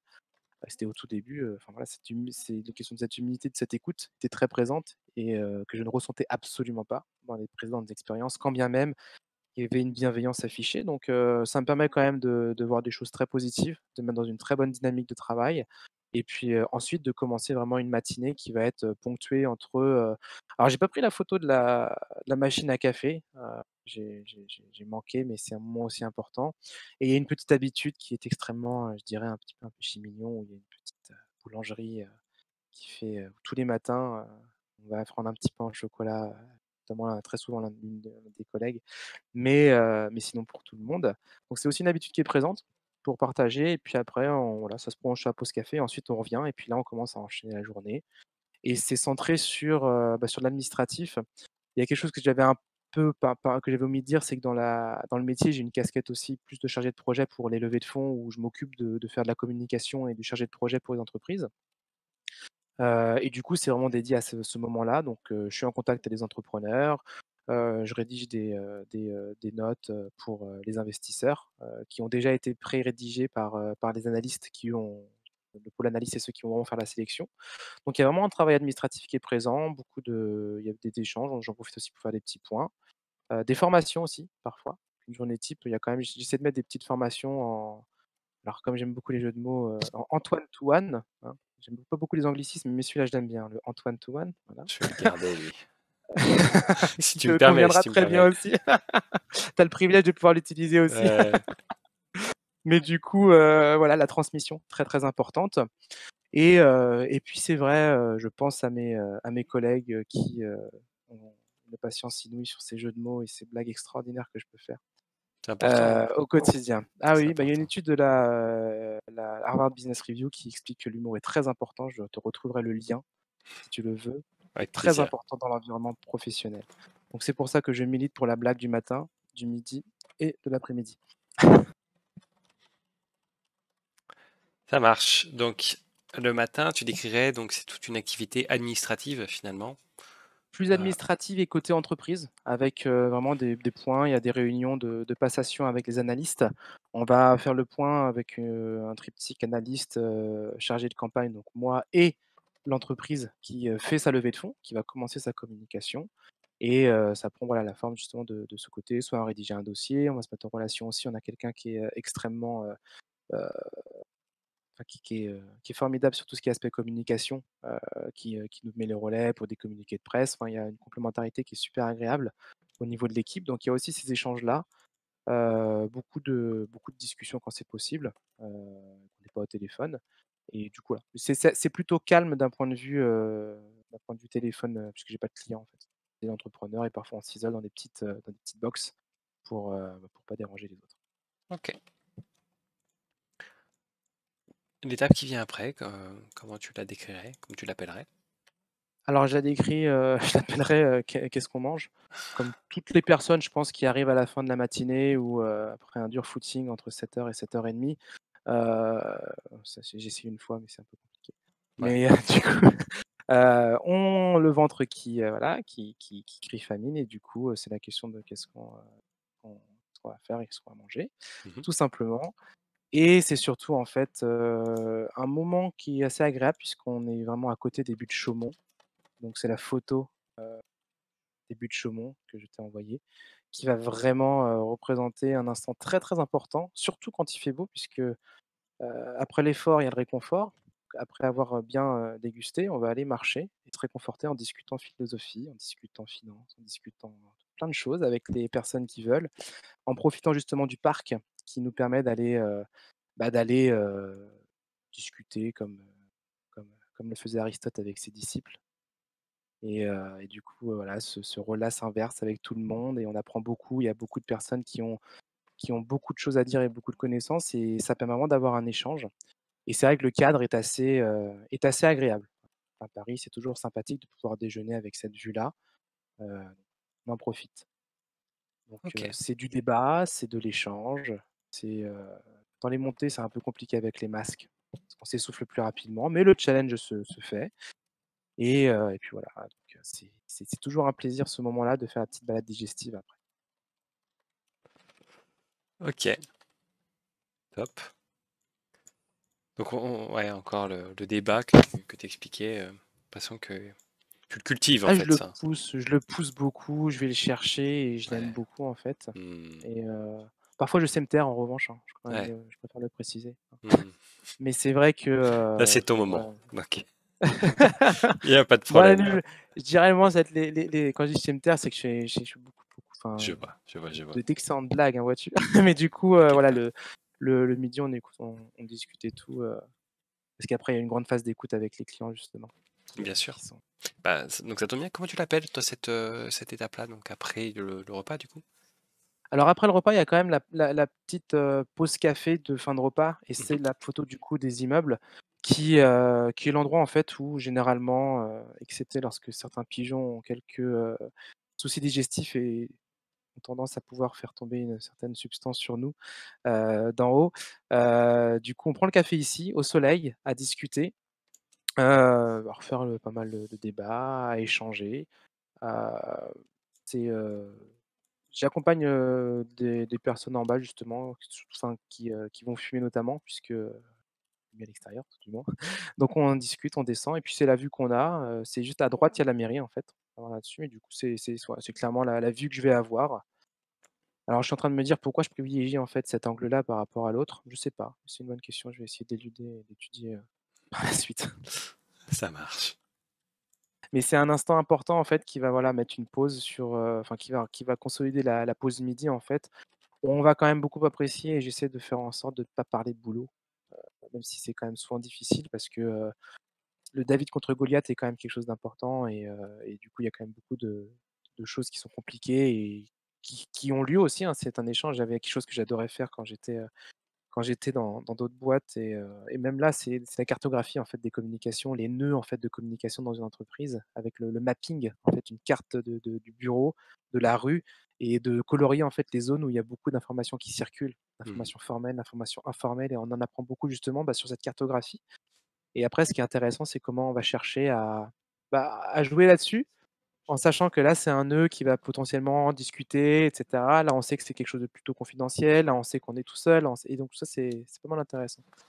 Donc c'est le moment cartographie de je fais une cartographie justement, donc j'en fais une aussi. OK. Et après commence l'après-midi, qui elle, en toute honnêteté, je suis plus sensible justement à cette relation client qu'à la dimension administrative chargée de campagne et je pense que si, certaines personnes de l'équipe m'écoutent, le confirmeraient volontiers. Puisque là, on arrive sur l'après-midi où on est sur une démarche, voilà, d'échange et c'est un système de rendez-vous au niveau du boulot et avoir des rendez-vous qui se prennent tout simplement, des personnes qui ont des demandes ou alors des points entrants, qui vont, bah, qui vont pour vraiment ponctuer toute, ben, généralement l'après-midi et je travaille aussi le développement des CGP, des conseillers en gestion de patrimoine qui travaillent pour le compte de clients qui veulent chercher des solutions d'investissement à impact et du coup, mon rôle aussi, c'est de développer ce pan-là pour justement leur proposer une solution d'investissement durable pour leurs clients. Donc on est vraiment sur une activité téléphonique plus dense, Mmh. quand il y a pas d'urgence. Typiquement, en ce moment, il y a des urgences autour des impôts puisqu'on est en pleine déclaration, c'est, tout à fait, normal. Vu qu'il y a des avantages fiscaux à réaliser des investissements, bah, on doit être en mesure aussi de répondre à des questions liées à ça, donc D'accord. c'est plus des rendez-vous plus techniques ou administratifs là-dessus. Mais sinon, on est vraiment sur une dimension, relation client et je dirais que sur ce temps-là, s'il y a une cartographie à faire, je pense que cette cartographie des 3 temps d'un rendez-vous particulièrement est intéressante avec ce côté 90-10, 10-90 et 50-50 puisque je trouve aujourd'hui que c'est quelque chose de vraiment central dans une démarche d'échange, comprendre, heu, apporter les clés et puis échanger en fait. Après je vais pas faire de d'acronymes ou autre, je suis pas trop dans cette dynamique-là, mais du coup, voilà, ces 3 temps-là sont quand même très sont fondamentaux pour moi dans les rendez-vous et ils se répliquent à chaque rendez-vous qu'on peut avoir. Et généralement, un rendez-vous, c'est une demi heure. C'est pour ça que c'est très, très, très important de demander combien de temps la personne a en face d'elle et de savoir justement ce dont elle a besoin, ses connaissances financières pour justement orienter et pas noyer la personne dans des informations qui ne soient pas, enfin qui soient pas, comment dire? Que des informations qui soient pas, compréhensibles pour lui parce qu'il a pas, l'étape d'avant. Et du coup, c'est assez important. Les seules fois où ça peut arriver, c'est en fin de journée, où parfois il y a des personnes un peu plus bavardes avec qui on peut, parler un peu plus et comme la fin de journée le permet Coupable, et c'est toujours un plaisir. coupable. Mais c'était très Mais clair. du coup, voilà. Donc voilà un petit peu la dynamique Ouais. et donc il y en a quand même, régulièrement. Et des petites pauses café, hein. J'aurais dû mettre quand même une petite photo de la salle, une petite pause café parce qu'elle est présente. Il y a le café, qui permet de dire: «On fait une petite pause». Il y a le café, qui se dit: «On va changer les idées parce qu'on est énervé». Il y a le café qui va être, «Tiens, on va fêter cet investisseur parce qu'il a ce qu'il voulait, il est content». Donc, il y a cette dimension-là qui est très importante. Et puis donc une journée type avec ces éléments d'échange va aussi se poursuivre. Alors, c'est pas typique, c'est pas tous les jours, mais c'est assez régulier. Ça s'appelle des live meetings. Les live meetings, ils sont importants dans la journée type de l'investisseur, enfin de conseiller en investissement durable. En fait, c'est quelque chose qui est très important pour nous puisque ça fait partie intégrante en fait de ce qu'on permet de transmettre aux futurs investisseurs pour qu'ils comprennent ce qu'ils font et à qui ils ont affaire.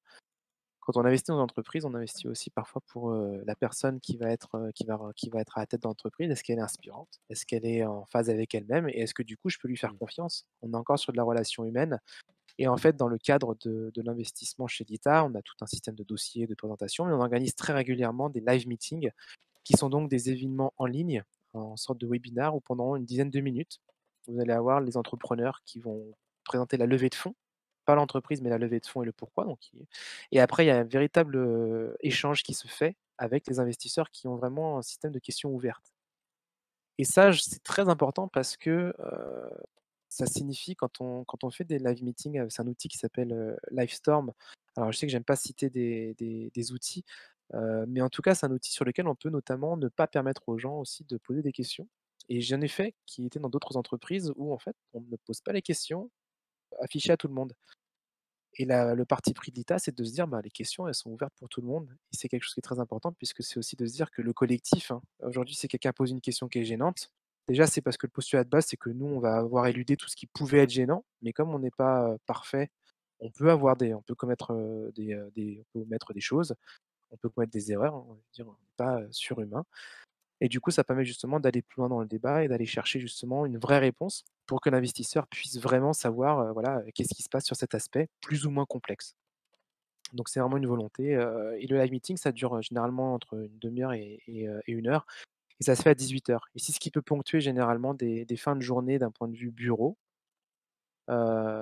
physiquement au bureau et les live meetings, moi, sont animés par des chargés de campagne, hein. J'en ai animé quelques-uns, heu, qui D'accord. sont ça et c'est un moment justement où là, on est plus dans l'animation, on va guider Mmh. l'entrepreneur et animer les questions, enfin animer les échanges et puis généralement après ça se fait avec moi je passe toujours un coup de fil avec l'entrepreneur avec qui j'ai fait le live meeting pour avoir son ressenti. Puisqu'on parle beaucoup D'accord. des clients investisseurs, mais j'aime bien aussi avoir les ressentis, entrepreneurs, que aussi c'est qu'ils soient à l'aise, hein. Il y en a qui sont pas forcément habitués à l'exercice. Il y a tout un travail aussi de te mettre à l'aise et à la fin surtout voilà bah, de conclure et de dire voilà comment on fait pour la suite ou autre. D'accord. Et puis vient le pardon? Tu allais Vas-y, dire je quelque je t'en chose? prie, je t'en prie. Non, non, bah, après c'est le moment où, je range mon livre, je range mes carnets, je fais mon sac et je pars du bureau, en prenant soin la plupart du temps de dire au revoir aux gens, en prenant soin tout le temps de faire une petite blague, extraordinaire à chaque fois, et retour avec, un trajet en métro qui lui se ponctue assez, 50-50. Soit je vais lire parce que la charge mentale de la lecture est possible et j'ai encore de la matière grise pour pouvoir assimiler, soit j'écoute de la musique. Et ce qui est super intéressant dans ces 2 voyages, et ça j'en parle justement sur ce voyage retour, c'est que je pars du 19e pour arriver dans le 15e et inversement. Donc je fais les 2 extrêmes de Paris et ce qui est formidable, c'est que je vois toute la population parisienne quasiment, enfin je veux dire sur le chemin. Et donc c'est un métissage immense en passant par plein de stations qui ont leurs clichés, qui ont leur vision, hein, ces croyances qu'on peut avoir.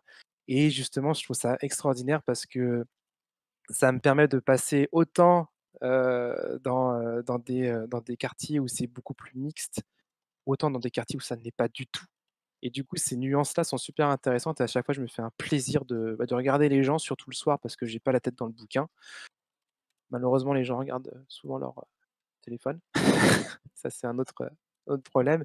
Mais c'est vrai que c'est très pompeux, je trouve, mais il y a toujours, un trajet sociologique, ça, Mmh. je trouve, qui est super intéressant avec ce trajet-là que je connaissais pas avant et le fait de pouvoir le faire, encore une fois, c'est quelque chose qui me permet de transformer un instant, pénible, long et lancinant qu'est le voyage en métro, en instant, festif, multiculturel et toujours rempli de surprises, en fait. Mmh. J'essaie toujours de me de surprendre et de faire ça, ça a été difficile pendant pas mal de temps et maintenant j'y arrive de plus en plus et c'est génial. Puis quand de temps à autre je peux taper à discuter avec quelqu'un, alors là, c'est génial. C'est chouette. La dernière fois que c'est arrivé, c'était quand? Ouf, c'était, c'était plutôt dans les, heu, dans les connexions en fait, Mmh. dans les D'accord, OK, hubs. On a pu discuter mais c'était pas assez long puis les gens je vois. malheureusement mais sinon je discute avec des personnes qui ont, l'honneur et le privilège d'avoir, mes blagues aussi pendant le retour métro. On peut aussi animer des petits débats, hein, sur tout ça et du coup, voilà, c'est vraiment propice à ce genre de moment et on discute toujours, on débat et on Tu se quitte, pour se revoir le lendemain. Pas encore marqué beaucoup de points là, on n'a pas encore eu, beaucoup de blagues, hein, je note. Ah oui, bah, non, mais oui, oui, c'est vrai, c'est vrai, c'est vrai, mais c'est parce que ce sera pour une autre, il y a aussi, tes OK. expériences, ta vie de blagueur. Ouais, ouais, après on Là, pourrait pour le coup, on y va. sur le one man show. Alors moi, il y a quelque chose qui m'a fait réagir tout à l'heure. Tu as dit: Oui, «Quand un investisseur arrive à avoir ce qu'il voulait avoir». Hem, o Qu'est-ce que ça veut dire ça? ça veut dire qu'il a réussi à se mettre en phase avec sa je dirais une problématique qui est liée à l'argent. Il arrive à avoir un truc en se disant: «Ça y est, c'est bon, en fait, j'ai 100 € là, je sais pas quoi en faire, j'ai des convictions et OK, j'arrive à avoir ça. Attends, c'est possible. Tiens, je peux le faire et je peux le faire vraiment, en fait». Et donc il arrive vraiment à avoir cette mise en phase qui est super importante et du coup, là, c'est ça le sentiment du travail accompli. C'est vraiment de se dire que sur l'incertitude totale de l'argent, enfin, l'argent, je pourrais en parler des heures, hein, sur cet aspect-là, la conception temporelle de l'argent. Est-ce qu'on préfère avoir, 10 € maintenant ou 15 € dans un mois? Est-ce qu'on Mmh. préfère, mettre de l'argent qui sera bloqué pendant tant de temps, et cetera? Mais du coup, pour moi, c'est toujours des réussites parce que, bah, la personne va se dire: «Ça y est, c'est bon, j'ai réussi à accomplir ça». Puis après, c'est une graine, en fait, hein. C'est une graine qui va pousser et j'espère qu'il y aura d'autres personnes qui seront dans une démarche bienveillante et qui seront aussi en mesure de pouvoir, bah, le guider sur un bon chemin sur l'argent notamment. C'est très compliqué. D'accord. Alors donc pour conclure cette expérience map, cette, cartographie, l'idée maintenant ça va être de mettre des émotions en fonction des différentes étapes.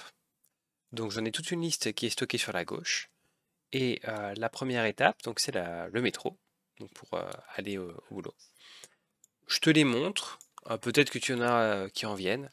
En fait, l'idée c'est de savoir, quelle est l'émotion que l'on pourrait associer à cette étape-là. D'accord. Alors, je sais pas si tu les as mis. Ah OK, donc là, je viens de les voir avec le décalage. Touc, touc, touc, touc, touc, tu tu tu tu tu. Moi, le matin, je suis assez tranquille. Ouais, je suis assez tranquille, j'aime bien là aussi le côté un peu malicieux quand tu non, le côté non, pas à ce moment-là. Le côté tranquille, ouais. J'arrive et puis, je sais pas s'il y en a un qui est, attends, je vais faire c'est Ouais. je sais pas s'il y en a un qui est plus du côté, tu as le côté tranquille et aussi pas pensif mais, concentré. Il y a vraiment une Mmh. émotion enfin, je sais pas comment on peut le traduire en termes d'émotion, mais, voilà, je suis concentré parce que je sais que je vais aussi être dans une lecture. Je vais être calme, généralement et puis je vais être aussi, un peu rêveur quand j'ai une lecture qui est associée à une musique qui me permet justement d'aller un peu de m'évader sur un aspect. D'accord.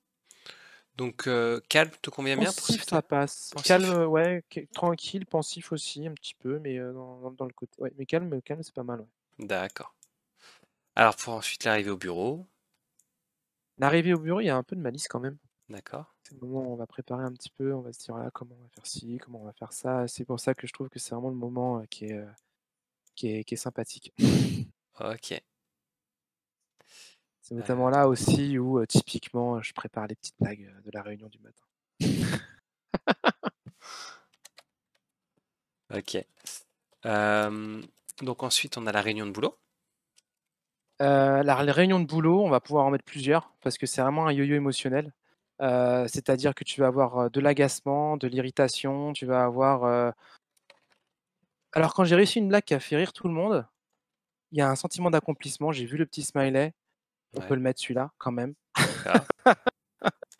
Mais du coup, c'est dans ce côté-là, mais tu vas avoir quand même pas mal de yo-yo émotionnel, il suffit d'avoir un mail et d'avoir, quelque chose qui a buggé, je vais être vraiment, agacé. Je crois que même parfois, si je bondis ou autre, c'est vraiment il y en avait un qui était rouge, c'est, irrité ou alors je sais plus quoi, c'est enragé. Je suis jamais neutre en réunion, sur des éléments. Heu, mais du coup, oui, tu peux aussi mettre le côté, vraiment très content aussi s'il y en a un. Parce qu'il y a des bonnes nouvelles, hein, de toute façon, il y a voilà, là on il y a vraiment c'est un peu un panaché de tout. C'est ça que j'aime bien aussi, c'est que ça te fait un petit peu un patchwork des émotions qui te préparent, sur la journée. Donc il y a vraiment tout. D'accord. OK. Sur l'aspect donc l'activité administrative et le côté entreprise, comment tu définirais ça? Il y a de la neutralité parce que, au début, il y a quand même de la neutralité parce que c'est pas s la chose sur laquelle je suis le plus à l'aise, qui me plaît le plus, hein, aussi, hein, faut le dire. Et concentré, alors je sais pas s'il y a aussi quelque chose de très, je vais être concentré. Je vais être curieux aussi parce que la relation entreprise, en fait, elle est ce qu'on appelle du B2B, un business to business, ça va être avec l'entreprise, qui est à différencier du B2C qui est le business to customer, en fait. Je crois que c'est ça et du coup, c'est un rapport qui est différent. C'est un rapport qui est plus qui peut être de négociation ou comme on va l'accompagner dans le côté développement, chargé de projet, on va avoir une vision plus de prestataire aussi, de partenaire, mais on va pas être, dans une relation personnelle, dans le Mmh. sens où c'est son entreprise et c'est ce que j'évoquais au début. On est plus sur une question voilà, il y a cette, opacité, de la société qui est entre les 2. Donc, il y a ce côté-là aussi qui est présent qui fait que, il y a quand même un petit peu alors, je l'ai vu, mais je sais pas comment le présenter, mais le côté tristesse de se dire: «C'est dommage que la personne soit pas dans une transpa» enfin, c'est pas qu'elle est pas transparente parce que c'est leur projet, c'est leur bébé généralement, c'est des entrepreneurs, mais ils ont leur vision, qui va être, au travers du prisme de l'entreprise. Mais il y a quand même ce petit sentiment de tristesse de me dire: On pourrait ça pourrait être génial si on parlait de bah, comme pas comme des potes, mais tout comme. Et ce qui est amusant, c'est que in fine, généralement, il y a de très bons rapports avec les entrepreneurs avec qui je travaille. Donc ça, c'est très agréable. D'accord. Mais il y a quand même, oui, je pense que, je sais pas, c'est pas prédominant, mais c'est important.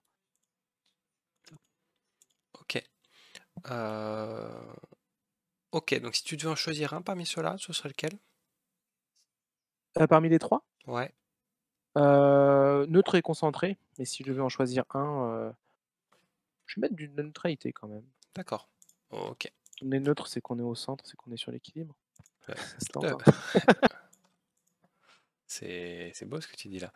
Alors donc de le qu'est-ce qu'on mange, du coup, lui? Alors le qu'est-ce qu'on mange? C'est, Et la pause café derrière? on retrouve la malice, on retrouve, donc alors dès que ça va apparaître sur le sur l'écran avec le décalage, Ouais, petit je vais pouvoir décalage. le checker. Mais du coup, je suis très content, je suis enthousiaste, je suis amusé, je vais amuser, magnicien voilà, c'est très, très positif cette pause déjeuner. Mmh. OK, Je suis content, ravi, neutre, ouais, ravi, ravi aussi. OK. ça marche. Et cette pause café derrière? Hem, la pause café, ouais, j'aime bien le côté amusé, pause café, curieux aussi parce qu'il y a 2 types de pause café, je dirais. Il y a la pause café collective avec plus d'1 personne Ouais. et il y a la pause café à 2 où tu as un échange privilégié qui, je trouve, est extrêmement important puisque c'est ce qui, pour moi, permet de dégager le côté humain de la personne avec qui tu es. Mmh. Qui permet d'aller sur des choses peut-être que la personne ou que même moi je ne dirais pas, dans un environnement avec d'autres personnes et du coup, c'est quelque chose où ouais, je vais être assez curieux parce que je vais aller questionner un petit peu et ça me permet de connaître plus la personne et quand tu connais plus la personne avec qui tu peux plus facilement te mettre en phase et du coup après, le collectif, il est extraordinaire. OK. Alors il nous reste donc, 3 étapes. Il y en a une qui est autour de la relation client, donc j'ai l'impression que ça va être quelque chose qui te plaît bien, hein? Il y a beaucoup d'émotions, mais il y a beaucoup de fierté en fait. Si je devais D'accord. résumer, il y a quand même une grosse fierté parce que tout le travail que j'ai pu faire, sur les 4 petites années que j'avais eues avant au niveau professionnel et allez, les 29, les 25 précédentes années au niveau personnel, je suis très content, et très fier de pouvoir justement, Mmh. apporter quelque chose, aux clients investisseurs qui sont Ouais. vraiment, vraiment, bah, contents aussi, hein et quand c'est Mmh. très clair, bah, c'est très et même quand ils sont pas contents parce que à partir du moment où quelqu'un se sent écouté, bah, tu dé ça désarçonne naturellement Mmh. et pour expliquer ça, en fait, j'ai commencé, mon premier boulot, quand j'étais, chez non résident sur un fonds de commerce. Enfin, mon portefeuille avait connu 4 conseillers différents en 3 ans et on était dans une période financière qui était très incertaine et du coup, il y avait énormément de mécontentement et les clients avaient perdu foi D'accord. dans la dimension du conseiller de la banque et dans la dimension justement, relation et j'ai commencé sur du mécontentement et c'est là où j'ai découvert qu'en fait, il y a aucun souci. Venez mécontent de toute façon, comme je vais me plier en 4 pour trouver une solution si je peux ou si je peux pas, bah, je demande à quelqu'un qui peut. Bah, mon objectif, c'est de me dire: «Allez, c'est bon, tu vas être content juste après parce qu'on va répondre» et du coup, dans le flux émotionnel que tu connais beaucoup mieux que moi, c'est quelque chose qui est très important sur cette écoute-là et qui va justement transmettre une énergie qui peut être négative en énergie, voilà, de positif et je sais que les clients mécontents, moi, je les aime bien, je les aime bien et par contre, je déteste les clients de mauvaise foi et qui sont, mais bon, ça, Mmh. c'est un peu de Ouais, je tout, hein, comprends. Ouais, bien mais je sûr, sais que c'est normal d'être en colère sur certains points, c'est normal. bien sûr. Hem, Ensuite, les live meetings. Live meeting, alors il y en a un, c'était pas stressé ou anxieux ou Ouais, c'est ça, ouais. je crois qu'il y en avait un. Il y a quand même ça parce que c'est un exercice que j'avais pas forcément l'habitude de faire, sur, mener un entretien où il y a un public. C'est un exercice qui est assez complexe pour moi puisque Bien tu as quand sûr. même tu t'exposes, hein, tout simplement, hein et du coup, j'en avais un qui était, ouais, alors il y a stressé, il y avait aussi, Heu, bah, le côté sceptique un petit peu sur, est-ce que je vais aussi vraiment réussir à m'être à l'aise, à être à l'aise même déjà moi parce que si je ne transcris pas une aisance au niveau de ça, alors comment fera l'entrepreneur si c'est moi qui dois diriger l'entretien, en fait? Mmh. Et les live meetings sous forme de webinar, vu qu'on est derrière son écran, c'est assez compliqué parce qu'effectivement, il n'y a Ouais, pas ce bien sûr. non-verbal, il n'y a pas ce pré-contact dont tu parles. Mais du coup là, c'est pour ça, il y a quand même pas mal de stress. Mais c'est un exercice qu'aujourd'hui j'arrive beaucoup mieux et du coup c'est agréable. OK. Et enfin, donc on a, le retour à la maison. Qu'est-ce que ça pourrait être, l'émotion derrière ça? Bah, je pense vraiment que depuis quelque temps, même s'il y a des frustrations, il y a toujours des frustrations, je veux dire, mais il y a quand même un sentiment d'accomplissement, de boulot bien fait, de Mmh. se dire que j'ai fait ce que j'avais à faire sur ça. J'ai rempli la mission pour le bien commun, en fait, entre guillemets. Ça peut paraître prétentieux, hein, sur cet aspect-là de se dire le bien commun et tout, mais enfin, si, encore une fois, hein, si sur, 10 000 personnes, tu en as une qui reçoit et qui est à même de transmettre derrière, c'est déjà quelque chose de très positif et c'est une victoire donc comme je sais qu'il y a des personnes qui vont remercier et c'est quelque chose qui se fait aussi pour les autres, en fait, hein, parce que là, c'est centré sur le fait que c'est le métier que je fais au niveau de via le prisme de ce que je dis, du moi, en fait, mais c'est ce que je ressens aussi dans l'équipe et du coup, il y a cet accomplissement de se dire que, bah, c'est un collectif, c'est une équipe qui est là et même si c'est pas tous les jours facile parce que, on a des bâtons dans les roues avec, le Goliath de la finance, Si on a des bâtons dans les roues, parce que, parfois les banques, ne savent pas forcément comment elles fonctionnent sur des process et qu'on perd des investissements et donc on a du mécontentement. On sait qu'on a donné ce qu'on pouvait donner et du coup ça c'est un accomplissement. C'est pas la fierté, c'est vraiment: «Je suis accompli», ouais, c'est cool et du coup je le Mmh. ressens surtout aussi au travers du collectif parce que c'est des choses qu'on partage. OK. Bon, bah, écoute, on en a terminé. Si je prends un petit peu de recul par rapport à ça, on va voir qu'il y a, hop, des zones, qui sont très positives, qui sont autour, de la réunion de boulot au début, le qu'est-ce qu'on mange, la relation client et le, rangement et le retour à la maison. Donc en fait, c'est, à part le dernier, c'est surtout là où il y a de l'interaction avec, des pairs ou avec des investisseurs, j'ai l'impression. Et puis à la fin, c'est plus, un sentiment de prise de recul finalement. C'est ça, c'est ça, qui prépare la journée de demain, Mmh. notamment qui influence la lecture qui aura lieu Ouais, d'accord. et c'est un cycle, hein. Ouais, tout à fait. OK. C'est un cycle, c'est une conception. Là, c'est très linéaire, mais c'est vrai que sur les petits questionnements, c'est ne serait-ce que ce midi ou hier, non, c'était hier, j'ai, questionné les personnes sur leur conception visuelle du temps et d'une journée. Est-ce que Mmh. c'est cyclique? Est-ce que c'est linéaire? Et cetera. Il y en a un qui m'a dit, ça m'a travaillé, le soir. Mais j'étais content. Là, c'était le côté malicieux accompli, en fait. Super. On va donc pouvoir passer à la dernière phase. Quel serait toi le conseil que tu, aimerais donner à des personnes qui ont envie de faire un peu comme toi? Le conseil que je pourrais donner en fait, déjà, le faire un peu comme moi, comme j'ai le «luxe» de ce métier, entre guillemets, c'est de se dire qu'on est autant sur une di enfin, l'argent concerne le côté personnel. Donc même si on n'a pas ce métier-là, on peut s'appliquer à soi-même très facilement, en fait, en soi. Mmh. C'est une certaine prise de recul, c'est une certaine conception et le conseil que j'aurais, c'est qu'effectivement la dimension de l'investissement, de gestion patrimoniale, de gestion d'investisseurs, à impact et ce point-là, c'est déjà de se dire que je peux le faire, en fait. N'importe qui a des ressources. On doit bien s'informer, bien sûr, hein. Il y a aussi, le phénomène des fake news ou des hoax qui existent et qui sont assez compliqués à gérer. Mais il y a des personnes qui sont là aussi pour accompagner. Mais du coup, vraiment se recentrer en se disant, en fait, c'est pas compliqué. Ça semble très compliqué. Déjà, prendre ce recul, c'est vraiment un recul sur faire une pause sur dans quoi je vis, dans quoi je suis et surtout se mettre en perspective avec justement, le but que je rattache par rapport à l'argent, en fait. Donc faire comme moi aujourd'hui, c'est pas entre guillemets être investisseur, conseiller en investissement à impact. Mmh. C'est juste être à l'aise avec la question financière, enfin pas être à l'aise parce que Mmh. c'est compliqué d'être à l'aise, mais c'est surtout se questionner sur cet aspect financier et surtout de savoir que cet investissement-là, l'ITA de 100 euros, mais même l'euro symbolique dont on parle énormément, a un pouvoir considérable sur justement ce que tu peux faire pour toi comme pour la société et tu as toujours cette ambivalence de l'un et du multiple, de l'échange entre l'individuel et le collectif, qui si tu ne le soulignes pas et que tu ne l'intègres pas en fait dans ton mode de vie, c'est très compliqué de pouvoir justement atteindre une harmonie, de se mettre en phase, d'avoir un équilibre qui puisse surtout être positif. D'abord pour soi, parce que c'est en se connaissant, un Socrate, Gnéotis sur le temple de Delphes, le connais-toi toi-même, c'est hyper important pour être en phase et surtout pour le diffuser aux autres.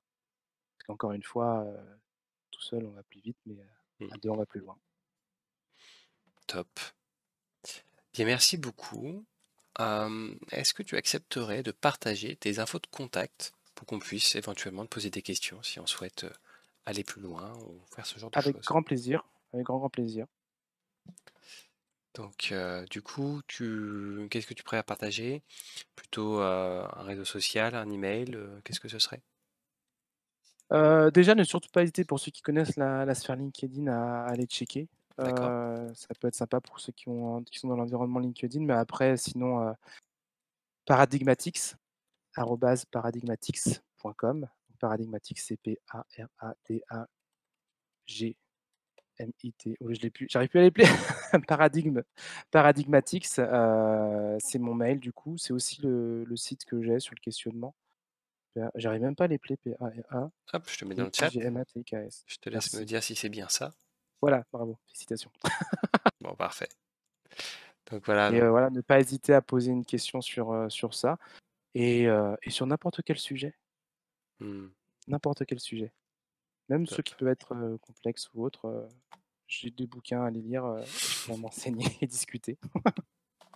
Bon, bah écoute, merci beaucoup. On a des personnes dans le chat qui te remercient. Merci pour ce partage. Ça permet de voir vraiment l'argent d'un autre point de vue. Merci. Voilà. Ça Donc, fait hyper plaisir de lire ça et de te l'entendre justement lire et du coup, ça veut dire que le sentiment d'accomplissement, et voilà, ouais, et à fond, hein, s'il y a des questions pour aller plus loin sur ça, ce sera vraiment avec grand, grand plaisir, c'est toujours, top.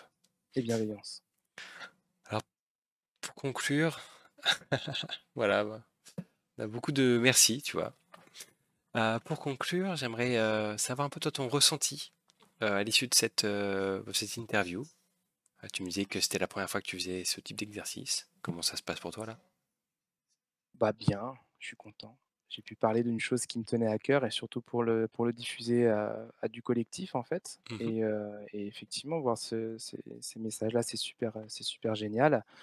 Bah, j'appréhendais au début évidemment, hein, puisque, Ouais, bah ouais. encore une fois, enfin, je suis pas trop à l'aise avec justement, je peux très bien débattre sur des sujets parce que les références sont faciles à avoir, mais dès qu'on parle d'un sujet qui fait appel à des convictions, c'est quelque chose que j'avais jamais fait, en fait. Donc j'étais D'accord. très anxieux de devoir parler, un peu de moi et puis après justement, de moi par rapport à ce que je pense et par rapport à mes convictions de questionnement. Mais du coup, de fil en aiguille, c'est ça, je le savais pertinemment avant de faire l'entretien, que tu allais le faire de manière extrêmement, bienveillante, calme et agréable.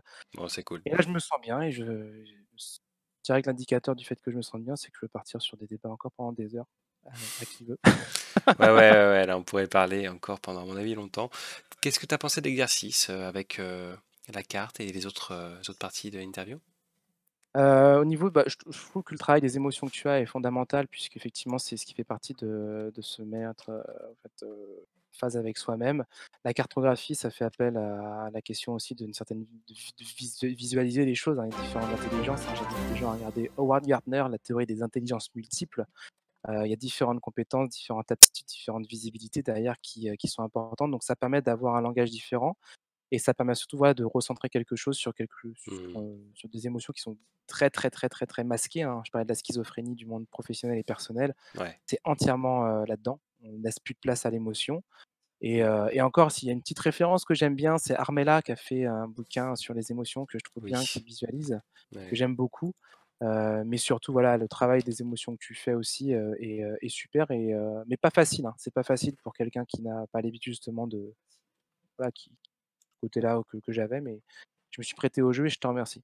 Bon, bah écoute, ravi d'avoir pu en tout cas passer cette heure et demie avec toi. Merci à tous de nous avoir suivis pour cet épisode-là. Bah, merci beaucoup, oui. Donc j'ai vu quelques personnes qui se sont abonnées. Donc en gros, pour en dire un tout petit peu plus sur moi, donc c'est des interviews, donc les téléexpériences, j'en fais tous les jeudis, donc sur des activités un peu variées. Donc on a eu par exemple un financier, un investisseur en projet durable. On a eu un professeur de beatbox, qui est une ergothérapeute dans un milieu psychiatrique. Voilà, en fait c'est assez varié. Euh, et le matin, je lis des actus. Et sinon, je suis amené aussi à parler un peu de mon métier autour de l'UX, donc c'est l'expérience utilisateur et la gestion de projet, plutôt dans l'informatique. Voilà, c'est le type de contenu que je propose sur Twitch. Peut-être que tout ne vous intéressera pas, mais si jamais vous voulez passer le bout du nez, eh bien c'est avec plaisir en tout cas. Merci Antoine pour l'exercice, merci à Et j tous. Ouais, Merci beaucoup je te, et et je te surtout, laisse le mot de la fin. Voilà. bah, je vais faire une petite blague. Tu me dis merci, je te répondais rien, quand même, fallait la faire. Je Ça marche. Moi, je valide. Je valide. Bon. Et bien, du coup, on va se quitter sur ça. Je te souhaite une excellente soirée et à vous tous aussi. Et puis, à la prochaine fois. Allez, ciao. À bientôt.